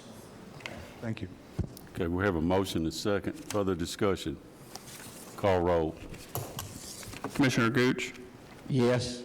Commissioner Harris? Yes. Commissioner Irvin? Yes. Commissioner Johnson? Yes. Commissioner Piercy? Yes. Commissioner Sereno? Yes. Chairman P. Yes, motion carries. Item 13, request for application and acceptance for the Public Assistance Grant through TEMA. So this goes back to our 2023 tornado that occurred in Redevelopment. We're requesting to apply and also accept $222,348.77 from the federal government. Is there a match? Sir? Is there a match? No, it's a reimbursement for our expenditures during that event. Second. Good motion, good second. We'll always take the money back that we've had to spend already. Thank you, guys. Any further discussion? Call roll. Commissioner Gooch? Yes. Commissioner Harris? Yes. Commissioner Irvin? Yes. Commissioner Johnson? Yes. Commissioner Piercy? Yes. Commissioner Sereno? Yes. Chairman P. Yes, motion carries. And Mr. Clark, you can come back anytime when you have one like that. Yes, sir. Thank you. All right, item 14, general fund budget amendment for PAWS. And there's actually 3 amendments in this budget request. And without someone preferring it, I'd like to take these 3 together, if you don't mind, Michael. Yes, sir. The first request is to, all of these requests are to move money within our budget, no new money. The first is to move $1,000 from our gasoline to our office supplies to get through the end of the fiscal year. The next is to move $4,000 from gasoline, $4,000 from veterinary services over to building improvements. This is to paint all the metal doors, interior and exterior, in the shelter, and that's using the bid pricing from the schools department. And then the last is to move $15,000 from our attendant line item to our overtime pay. These are all within your budget, Michael? Yes, sir. No new money. You've heard Motion to it. approve. I have a motion Second. and a second. Discussion. Hearing none, call roll. Commissioner Gooch? Yes. Commissioner Harris? Yes. Commissioner Irvin? Yes. Commissioner Johnson? Yes. Commissioner Piercy? Yes. Commissioner Sereno? Yes. Chairman P. Yes, motion carries. Item 15, request for application and acceptance for the ASPCA grant for PAWS. Michael? Yes, sir. This is called the Rescue Effect Campaign. It's a grant through the ASPCA. If awarded, it would be in the amount of $10,000. There is no county match and has to be used for adoption events and promotions. So if we allow you to apply, and this motion would also accept that, so it wouldn't come back to us, is that correct? It would have to come back through you for It an would. amendment, but not for the signatures. So right now, this would allow him to apply and accept because it has it no match, and then I will do an amendment at a later time, but this would allow you to go ahead and apply, accept, and sign the grant if awarded, Michael. Right. Yes, sir. Okay. Any questions from the committee on that? Commissioner Gooch? Would an example of the event be like the doggone event y'all have? Yes. We've actually received this grant last year, and it helped to pay a lot of expenses, and we used it to purchase equipment and things that we could use for multiple events going forward versus just focusing on individual events. Yes, sir. Any further discussion? If not, I'll recommend we get a motion on this. I have a motion and a second. Further discussion?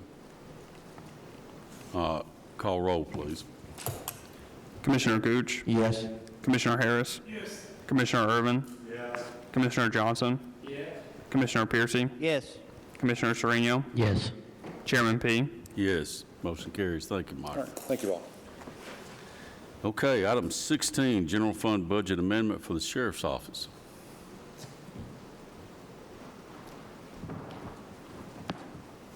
Good evening, Steve Spence with the Sheriff's Office Deputy Chief.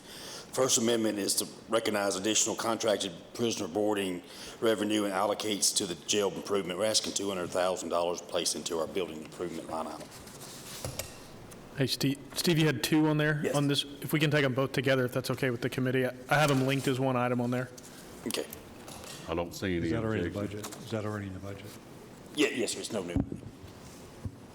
The next one is the budget amendment to reallocate funds from the law enforcement equipment cost sharing, sale of materials and supplies, sale of equipment, and insurance recovery allocate to it the law enforcement equipment, maintenance and repair, service of vehicles, and vehicles, parts, and motor vehicles. Requesting $119,614 to place into our law enforcement equipment, $43,000 to our maintenance and repair of service of vehicles, $12,000 to vehicle parts, and $61,025 into our motor vehicle line item. Okay, you've heard the request. Any questions? I have a motion to approve. Second. And a second. Discussion. Call roll, please. Commissioner Gooch? Yes. Commissioner Harris? Yes. Commissioner Irvin? Yes. Commissioner Johnson? Yes. Commissioner Piercy? Yes. Commissioner Sereno? Yes. Chairman P? Yes. Motion carries. Thank you. Item 17, request for application for the Services Training Officer Prosecutors, the Stop Violence Against Women Grant. And this is a request to apply.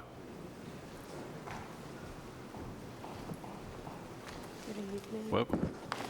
Good evening, Commissioners. I'm Sherrif Castillo, I'm the Director of Domestic Violence Court.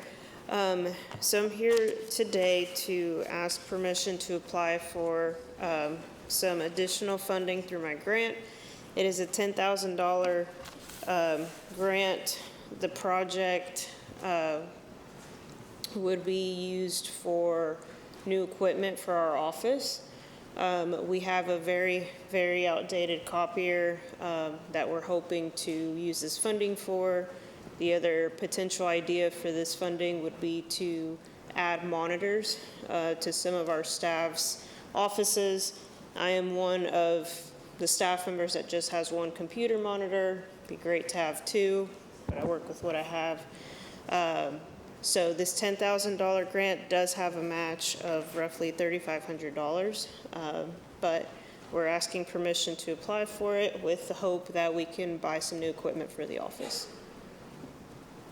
So moved. I have a motion to approve and a second. Discussion. Call roll. Commissioner Gooch? Yes. Commissioner Harris? Yes. Commissioner Irvin? Yes. Commissioner Johnson? Yes. Commissioner Piercy? Yes. Commissioner Sereno? Yes. Chairman P? Yes, motion carries. Thank you very much. Thank you all. Item 18 has been pulled, so we'll go to 19. Request for application and acceptance for the fiscal year 27 litter grant program.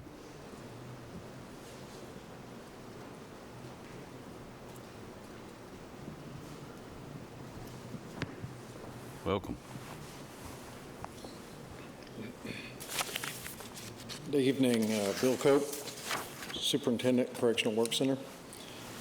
Just to preface, the next 6 will be mine, and all those agreements and the grant request have been reviewed and by our board, the Chief of Staff, County Attorney, and Public Safety Committee. The first one is our yearly request to apply for, and if awarded, accept the 2027 litter grant program.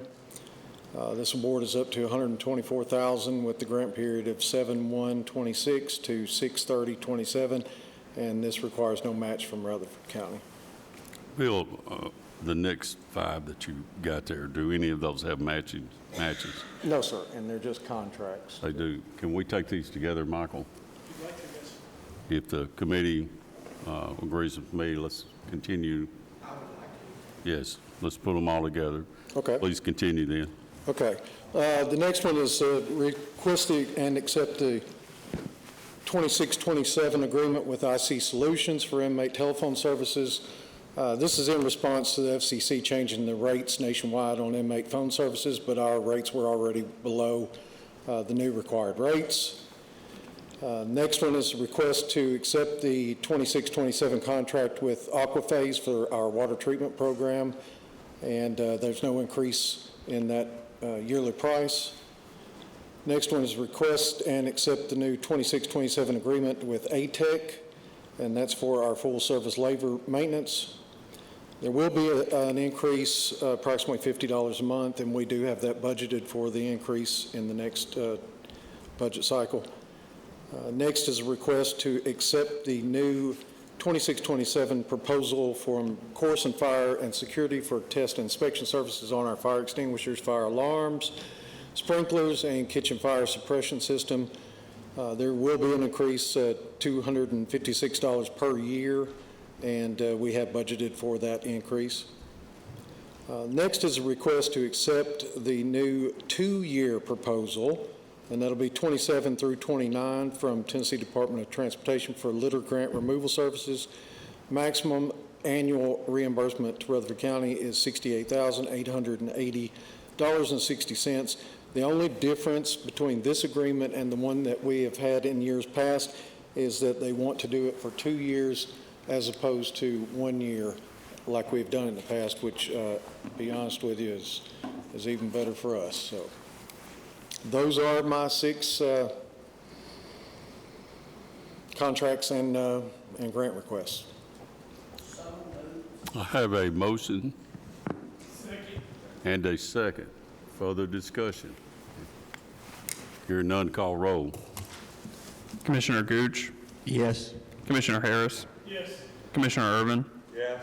Commissioner Johnson? Yes. Commissioner Piercy? Yes. Commissioner Sereno? Yes. Chairman P? Yes, motion carries. Thank you, Bill. Thank you all. All right. That moves us to item 25, Highway Fund Budget Amendment.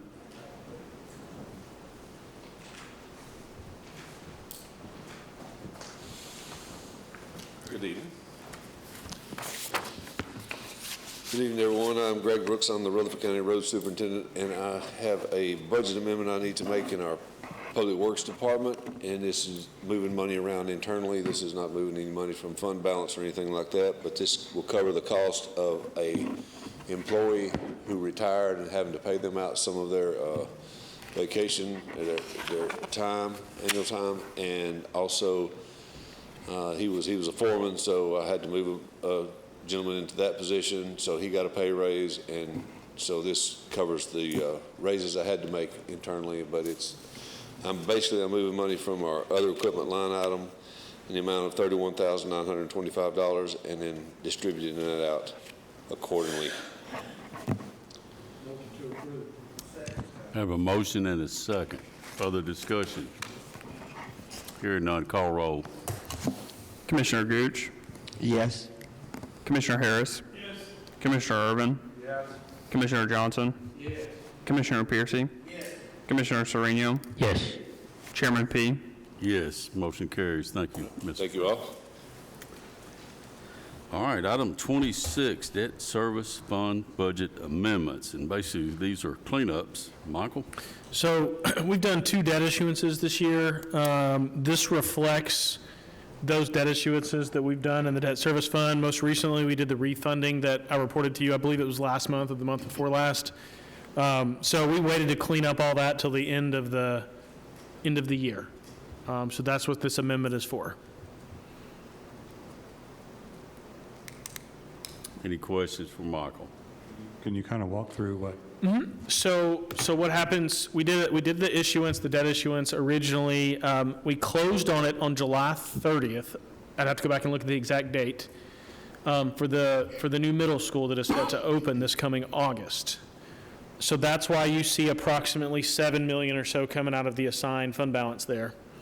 The other one we did is we closed, I can't remember the exact date, it was last month. I don't have that date in front of me. That was the refunding we did where we refunded bonds back from 2016 that we saved quite a bit of money on. But, so you'll notice at the top there, there's the refunding debt issuance, premium on debt sold. And so without going through all that, those reflect all of the associated costs that hit the debt service fund. Excuse me.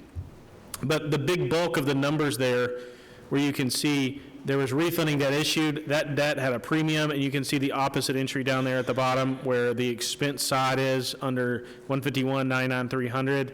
That's going to be the refunded bond escrow agent. So we turned around and sent that money. We never actually had the money. They're more book entries. That money went directly from the person that won the bid to our escrow agent and then paid off those bonds. But the original money on here that was new money was back from July 30th, and that was for the middle school. And the net effect on debt service fund is? Well, the net effect was we had to use $7 million out of fund balance, and that covered we had a healthy fund balance, So when we did that debt entry from July 30th earlier this fiscal year, we went ahead and wanted to make a principal payment on that debt. And so the bulk of that, I believe that principal payment was $5 or $6 million, I'd have to look. So that's what you're seeing there, is we went ahead and made a principal payment on that new middle school because we had a healthy fund balance. So the net effect was $7 million coming out of fund balance, but the majority of that was a principal payment made on April 1st for that money we borrowed on July 30th to go ahead and reduce that money. We moved up the principal payment on that. We continue to be solid in the debt service fund. Yes, and I'll cover, yes, the answer to that is yes, and I will cover that in detail on item number 28, but I will tell you we are very healthy in our debt service fund on the fund balance. Thank you, Mr. Thank you, Michael. Further discussion? Michael, we need a motion on this. We'll entertain a motion. Commissioner Piercy, second. Commissioner Irving. Further discussion? Call roll, please. Commissioner Gooch? Yes. Commissioner Harris?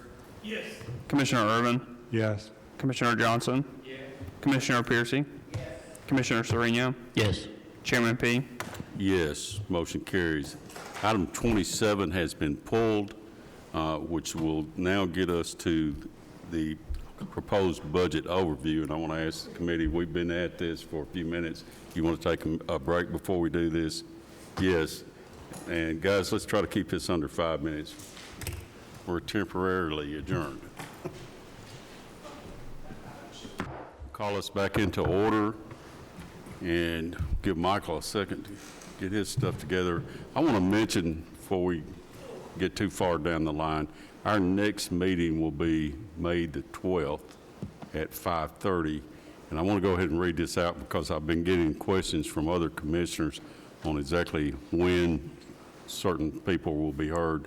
But on the 12th, we'll be looking at the General Fund, County Commission, Board of Equalizations, Reappraisal, County Mayor, Human Resources, County Attorney, Election Commission, Register of Deeds, Planning, Stormwater, County Buildings, Archives, Risk Management, Finance, Trustee, County Clerk, Geographic Information Systems, Technology, Pet Adoption and Welfare Services, and Solid Waste and Sanitation Fund, and the Debt Service Fund. Oh, we have moved the trustee to the 21st. I'm sorry. Thank you, Justin. Michael? I'm scooting down, not necessarily to be closer to Justin, but the sun, if I sit right there, the sun is right in my eyes. So I think what I'm going to do, if it's okay with the committee, I'll go over what's in your book, the order of what's in the book, and then I'll touch on a couple of things that's in the budget, and then if there's any questions, I'll take those if that's okay, but I'll get through everything first. So the order of the book is the exact same as the last 3 years, at least the 3 years I've been here. So then right after the index or the table of contents is going to be the budget calendar, and on the back page of that is the budget meeting schedule. That's going to list all the departments that Chairman P just read and give you all of the budget committee meeting dates and times. So they're all at 5:30 except for the public hearing, which is at 7 p.m. on the 16th, and then the June 22nd commission meeting at 9 a.m.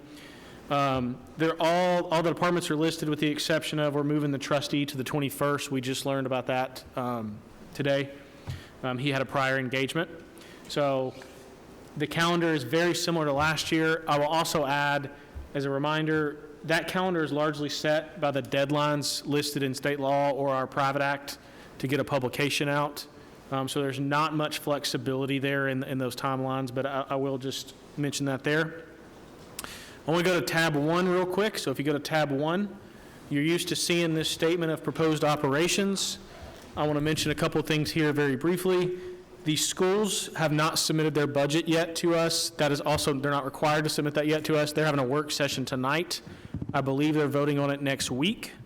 So you'll notice that on there, Fund 141 and 143 are blank with zeros, and that's because they have not submitted that to us yet. Once they submit it, as in prior years, I'll update that and give you more inserts into your books as we get updated information. I want to also briefly touch on here, under tab 1, usually you would get a estimated property tax rate with an estimated per penny amount. Right now, we currently do not have a state certified rate because it is reappraisal year. I've been working with the property assessor, working with the state comptroller's office. I don't have a timeline for an estimated property tax rate for us. So it could be anywhere from 30 days to 45 days. So I'll touch on that more here in a minute. As soon as I get one, I'll have a property tax page to insert for you there that'll give you the new appraisal values, the new per penny amounts, all of those types of things. With that being said, we still march on with the budget process. So I feel like conservatively estimated what our property tax revenue will be next year, based on a lot of factors, based on input from the property assessor, based on historical factors. So I have proposed a recommendation of movement of pennies there. That is very, very preliminarily movement based on what the certified rate would be. That would definitely be subject to change once we get the state certified rate to see what that is. You can see that on the far left side of that. I've also done estimated revenues. That is, again, based on an estimated property tax valuation, estimated on historical growth versus what's on the current roll. But there's a lot of moving pieces with that. That's a long way to say there's a lot of moving pieces. We don't have a certified rate. So the other thing is you'll see the appropriations column there. That appropriations column is going to be the varying requests. Some of those are from the mayor's office, like the general fund, solid waste fund, ambulance fund. Some of them are from my office, like the debt service fund.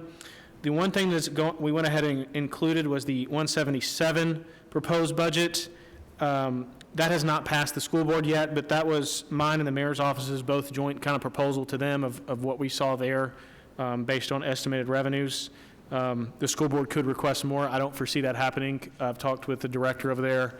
They were very happy that that request is very similar to last year. So that's what that page is. If you're familiar with that, that's the same style page you've seen every year. We'll update that as we go through the budget process, and I'll bring you new handouts. The next page after that, as we flip through there, is going to be a list of nonprofit recommendation by the mayor's office. I won't go through those in detail because we'll have an entire budget meeting on that, or entire meeting on those as we go through. But that is there. Those are included in your budget. Under tab 2 is the position requests by the mayor's office and the varying departments. So I won't read through all of those tonight because we'll also cover those in detail. But there's 14 new general fund positions, 1 new solid waste fund position, and then 14 new ambulance positions.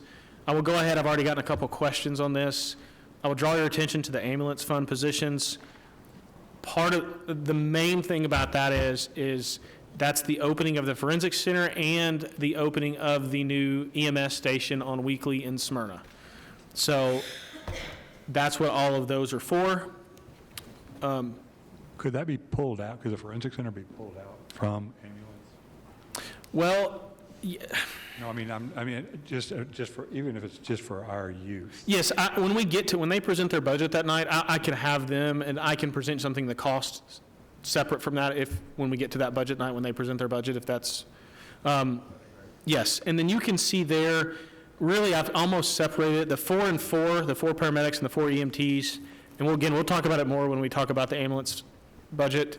But those 8 positions there for the EMS station, and then the remaining 6 positions there for the forensic center. But I will have them pull something out. They had already planned on presenting some detailed information about the forensic center when they present their budget. So after that, starting with tab 3, you're going to have the same detailed budget reports that you've had the prior year. Again, I won't go through every one of those tonight because we'll go through those at length over the next several budget meetings. It's the same format, the same reports that you're used to seeing in prior years in there. With that said, I want to give a couple of overarching comments about the budget as a whole, about the process we undertook in conjunction with the mayor's office. Me and the mayor, I believe, have met with every single department head and elected official minus 1. I believe that's correct. What is in this budget, because I've gotten a lot of questions, I'll go ahead and say, as far as raises, and this is going to count towards the county employees, not the schools. This includes the mayor's budget proposal for the county funds includes a 1.25% lift to the table. And then that would go in conjunction if you're eligible for a 1.75% step. Generally, the majority of the time eligibility is you've been in your position 1 year. That does not mean being with the county 1 year. It's generally, usually it's in your position 1 year. There's a very couple one-offs for something funky where we're fixing an error or something like that. So that is what's currently included in the budget book in front of you today. A lot of work went into this. This was a very unique, tight budget year I've never had a budget year where I've not had a state certified rate at this time. So we were very extra conservative as we met with all the department heads going through that. But the other thing, and I'll go back to under tab 1, I always get a question. You can see the county general fund, the proposed budget would be $197 million in appropriations. That would only be a deficit of $129,000, and that is mainly related to grant revenue received this year that we would spend next year. You can see that Fund 116 and 118 would be balanced under the proposed structure there. 119, as a reminder, that is an in and out fund. That is where the airport pays their debt, and then they pay us into that fund, and then we pay their debt on their behalf. The 121 and 122 funds, that's the special purpose fund, is where we have a joint task force with the DEA for some drug control. And then 122 is our actual drug control fund. Those always operate at a deficit because as we get asset forfeiture funds, we spend those the following year. Then as you can see, the highway fund has a surplus. Their revenues exceed their expenditures. Then as you can see, we don't have the 141 or 143 funds in again. 177, the proposed there is balanced. That would give the schools right at an additional $10,000 over what they got last year for that fund, which is really close. I mean, out of 19 million to give them within 10,000, we thought that was really good. So that fund is balanced. And the debt service. Could we get in advance of the meeting with Health and Ed, get a comparison of 177? As soon as they send it to me, I will send it. Year over year over year. As soon as they send that to me on all of what their stuff, yes, and then I will try to provide you a year over year summary of the revenue provided from this body. And expenditures. Thank you. And then the debt service fund actually has a small surplus of $488,000. Commissioner Irvin also asked me earlier, was that fund healthy? What did we think about that? So as you can see, that fund has expenses of $71 million, and we've got a fund balance of $72 million. Now, I don't want people to say, oh, that means we can spend that. We've also talked a lot about some important projects coming up, one of those being a future jail.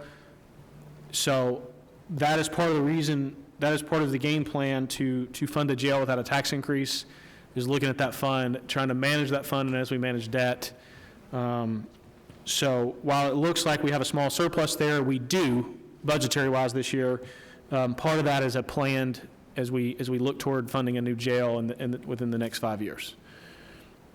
I know that was a whole lot of information. I was asked to make the presentation, as thorough as I could, but also as brief, so we weren't here all night. I could talk about this all night. Before I take questions, I just also want to thank Justin here. He stayed with me last night till 11:30, putting these books together. The other thing that would not have been possible as far as the work that went into it is I've called Sonia constantly as far as we've put the moving positions and stuff around. And then I want to say is I don't know that, talking about when me and the mayor met with all the department heads, I don't know that we've ever had a year, Mayor, where the department heads came in as tight. We had several department heads that came in with no increases in their budget or a reduction. And I just can't speak highly enough of the department heads we have in this county. I think the mayor would also echo that. The other thing I'll add, so that's good news. Then 2 sets of bad news, and I'll try to wrap up my comments on this. And we've talked about this the last couple meetings, pension and insurance. You're going to notice that's a theme as you look through every department in here. That's going to be high. This budget also includes a 20% increase in the employer portion of insurance premiums, not the employee. We have not determined those rates yet. But we went ahead and budgeted preliminarily for a 20% increase in the employer medical insurance rates. We're still looking to study. We will come and give a presentation to this committee once the state comes out with their rates so we can determine that. So that'll come. But preliminarily, it's a 20% increase on the employer side. So I don't want any employee to freak out. We don't plan on that for the employee side, but that's in here for the employer side. And then we had a pension presentation last month. I know it was a lengthy presentation, but it was important. But that's going to cost this fund over $2 million this year just for pension alone. We mentioned that was coming, so you'll see that almost every department in here has an increase for health insurance and pension, and it's large. I think the sheriff's office has over $1 million increase, and a lot of it's straight to pension and insurance because they're our largest department. So I know that was a lot of information. With that, is there any questions? The pension piece, just to follow up on what you're just saying, if the time to discuss that, I presume, is during the budgetary discussions, or at what point should we be talking about that as a committee and then as a commission? Because it is very much a commission in my mind. Yeah, so ultimately, I think it needs to be talked about throughout this budget process, but I will remind the committee, Drew Freeman, who came from the Department of Treasury, gave a presentation to this committee. He is willing to give that same, I know it's lengthy, he's willing to come talk to the full commission if this body wishes. But remember, if we switch to a hybrid-style pension plan or make changes, we have to wait 6 months. So that's why we can't put it off too far in advance or too long, because then it kicks you another 6 months. I would highly, highly, highly recommend that if we do make a change, we make it either on January 1 or we make it on July 1. So really, if you don't make a decision by June 30th, that's going to kick you to the next July 1, if you want it to be. So as we go through this process, keep that in mind. If that's something, and I recommend that that's something this body take into account as we go through this process, Drew and his staff is willing to come back and talk to us. They don't even have to give a presentation, but they are willing to come back and answer any questions we would have in detail. I know I've talked to them. I know Sonia's talked to them. Both of us have talked to them at length on separate occasions. But it's definitely something this body needs to consider going forward. And it's not a quick fix. It would be a fix for the next 10 or 20 years. It would not fix anything for next year, but it would try to get out in front and kind of stop the bleeding, so to speak, as far as it comes to pension. So, Mr. Chairman, which day would make sense to get that discussion going? Because, I mean, I recognize that the pension change that's coming down the pike, and if we don't act, as Michael said, now, then it rolls into the next commission, and that would be an incredible challenge, I suspect. Well, what day would make the most sense? Well, I don't know about the budget day, but one thing I do want to point out, this would need to go to the full commission to let them have some insight, and we'd have to coordinate with our chairman, Chairman Phillips, as far as being able to get a date to have them come make a presentation. But as far as us discussing it, Michael? Yeah, so I think a couple dates stand out to me. Is if y'all want to flip to it's under the table of contents, and it's the back page. It'll say Exhibit 2 at the top. It's the Budget Committee meeting dates. I think my suggestion is let's get through the May 12th, May 19th, and May 21st budget meetings. Those where all the department comes. That's a lot of information on those nights. So let's hear all those departments. That'll allow me to get a summary. Hopefully by then we start to get a better picture of the tax rate and that kind of thing. But I would suggest on probably May 27th would be a good time to have that discussion as we propose our annual budget because that May 27th meeting is a summary where y'all tell me what you want me to put in the publication. That's where we can talk about finalizing any raises we want to give. We can finalize any positions and those types of things. So to me, it'd probably be the 27th. But also you have June 4th as your regular meeting, and that June 4th meeting is usually pretty light because we're covering so much on budget. So you could do it on either one of those, the 27th or June 4th. And I think preliminarily for me, if you wanted to make a change to, let's say, the hybrid system, to me it would make sense to just make it effective next July 1 at the start of the fiscal year. But to me, it would be those two dates. That answer your question, Commissioner? Yes, I would just, since Chairman Phillips is here as well, ask that, that be included at the commission level, because it is very much, as I said, a commission level discussion as well. something like this, the emphasis being no change to anybody who's employed now, et cetera. But going forward, it can have a dramatic financial impact. And that's something that I think, as has been pointed out by the presentation last month, something that we need to be considering now, to emphasize what Michael's saying and others. So I would just ask for Chairman Phillips' help in that area as well. I'll be happy to look at that. I'll also get with Michael to see how it's best communicated with the full commission. It may be that we could, I'll get with Michael, maybe that we could do something as it relates to a special session with the county commission in coordination with the budget committee on one of these 2 dates. Thank you very much. Michael, I'm sorry. you're recognized. Go ahead. And Hey, I'm looking at our contributions, and are these all the ones that we're considering? Because I don't see Discovery Center in here. Discovery Center has a different name, because I think I get that question every year usually. We did, they're always a different name and I can never remember it. I think they're the Children's Museum Corp. of Rutherford County, and they're on the second page of that.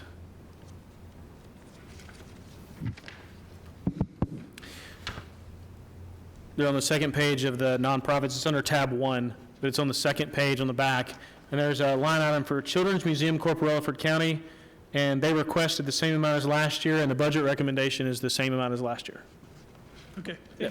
The other thing, and I'm glad you brought that up, Commissioner, when we looked at these nonprofit requests, we held really everybody at a status quo, and I think really the theme of kind of this budget was, kind of making everybody kind of share in the pain and the tightness of it, just because of the unknown. We have a lot of variables. Like I said, I don't know that I've ever had a budget where I don't really know what the tax revenue is going to be. I mean, we know we're growing because we see it out there every day as we drive around, but to not have a state certified rate could go to $1.50, could go to $1.60, could go to $1.40. We kind of know what the estimated valuation is, which is going to be roughly $20 billion. So I can back into what I think that rate's going to be, but really the question is, if you've got a $20 billion valuation for the county, and last year we had 16, the change is 4, but all that change wasn't new growth, and so that's, in a simple version, that's how the growth piece is how you come up with a certified rate, and that's what we don't have right now. Like I said, I've been on phone calls and email chains with the Division of Property Assessments, with the property assessor. I'm trying to work through that, but we just don't have one right now. Waiting on that. So, you recognize, Commissioner. Thank you, Mr. Chair. Just briefly, on solid waste 116, the estimated revenue 17.2 million.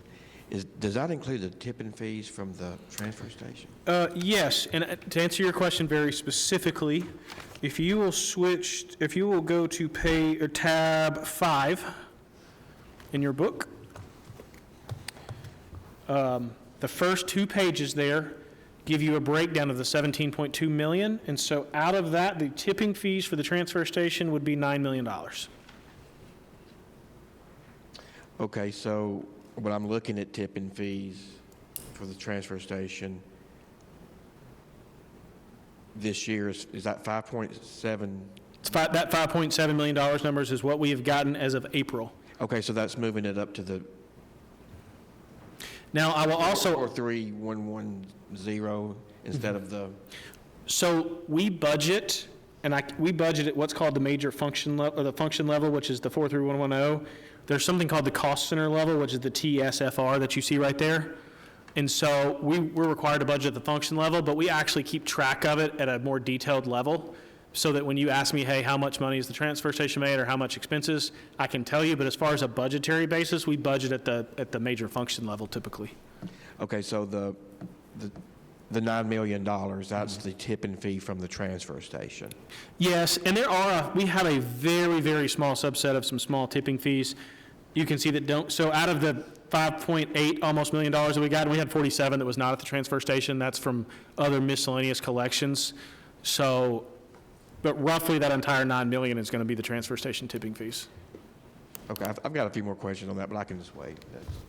I'd be glad to answer anything you want tonight. For example, the tipping fees for the amended budget, I guess, for this year is 8.2. So we are behind. Keep in mind that most of our collections as a county are behind either 1 month to 2 months.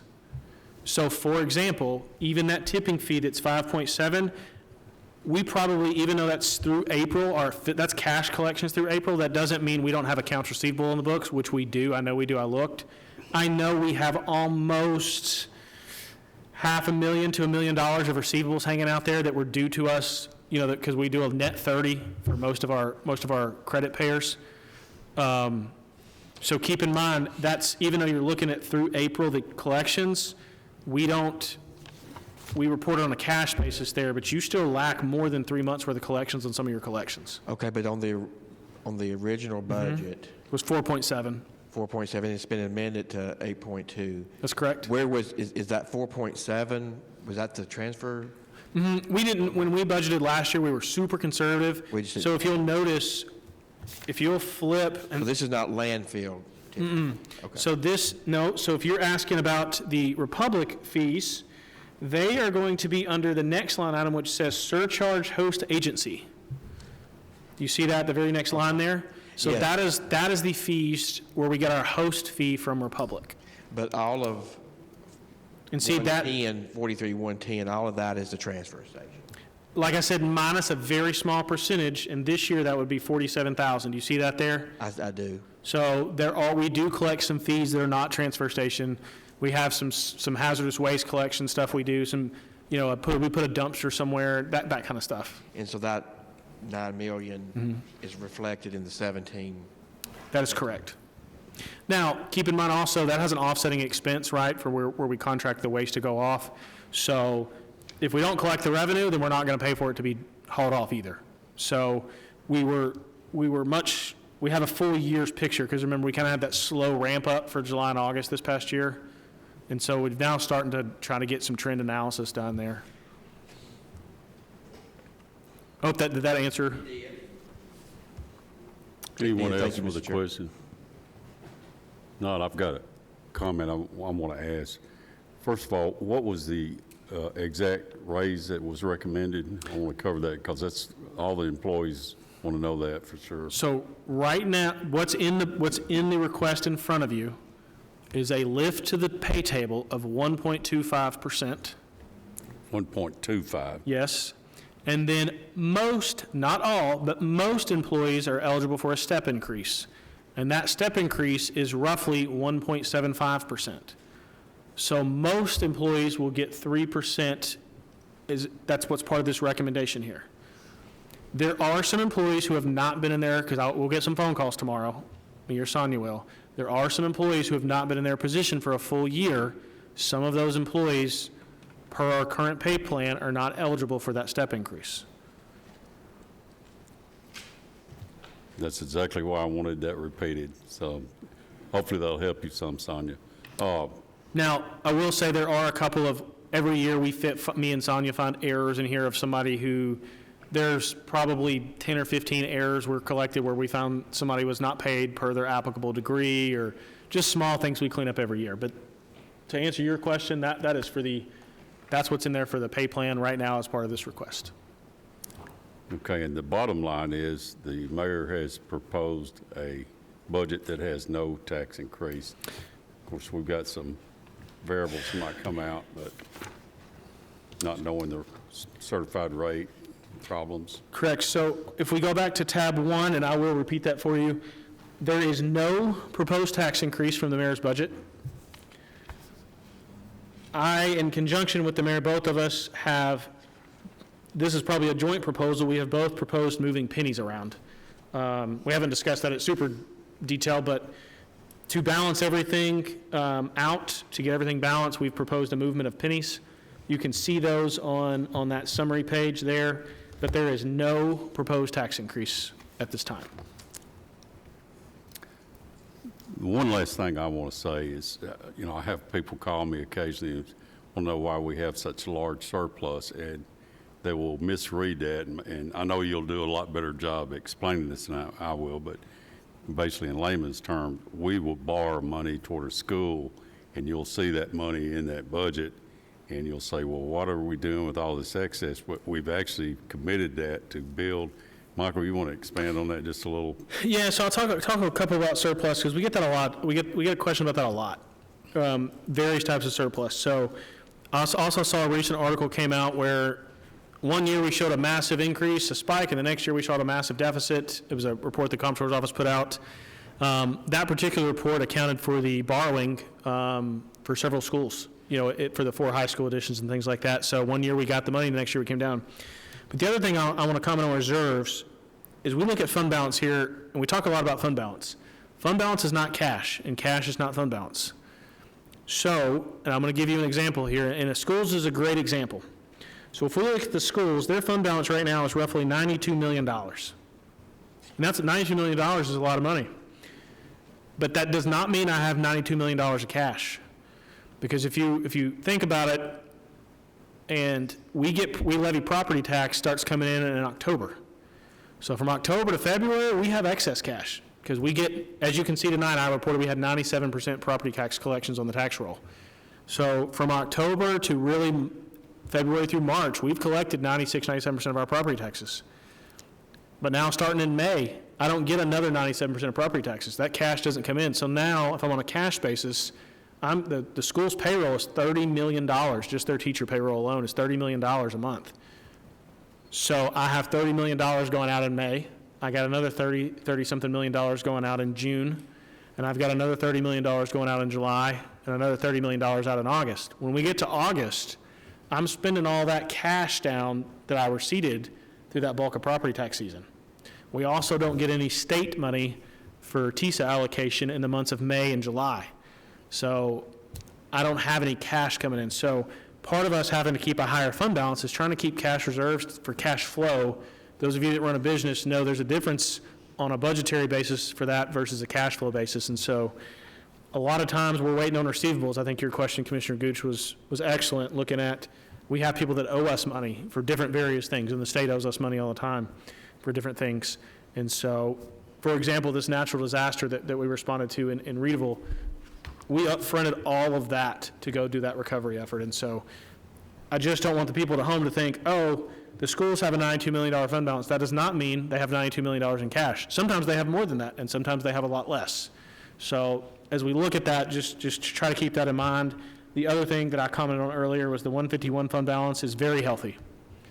And it would be too healthy if we didn't have a plan for it. And we have it. We're looking at several big projects, including a jail, which is really what that's set aside for, is to pay the debt on that.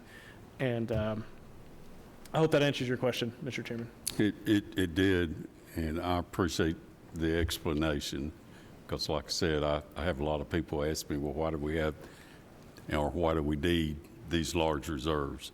Hopefully people are listening here. Last thing I want to mention is this Exhibit 2, which is basically our schedule.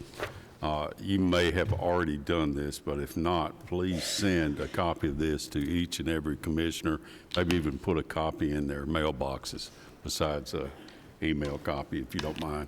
I'd be glad to email a copy out again and put one in their mailbox. And just as a reminder for any other commissioner, y'all's rules allow any commissioner to come and sit in and be a part of this. The other commissioners don't have to wait until June 22nd to hear the budget, if they would like to come and hear this or talk. I think sometimes the other commissioners forget that it's just this committee, but y'all's rules allow for them to come and participate as well. Michael, have you got everything covered, or anything else? I don't have anything unless y'all have any questions for me. Any more questions? If not, we're fixing to adjourn. Chairman Fig, You're recognized. I know everybody wants to go home, but this county runs on transparency, and I don't want to go behind anybody's back and do anything.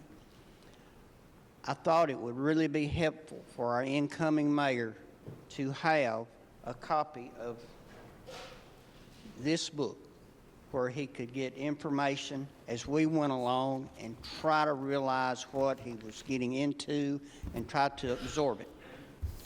I called him. He said he'd love to have it. I talked to Michael. Michael produced me a book today. This is not it. I checked with the mayor just a few minutes ago to see if he would be objective to that.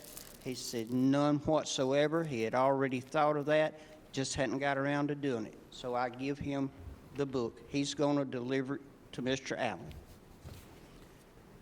I would like to see him come in here every night we're on this book and be present when the employees are here saying yes or no on their budget. Let them see him. It'll mean a whole lot to the employee for him to be present, knowing that he's going to run that budget for the coming year.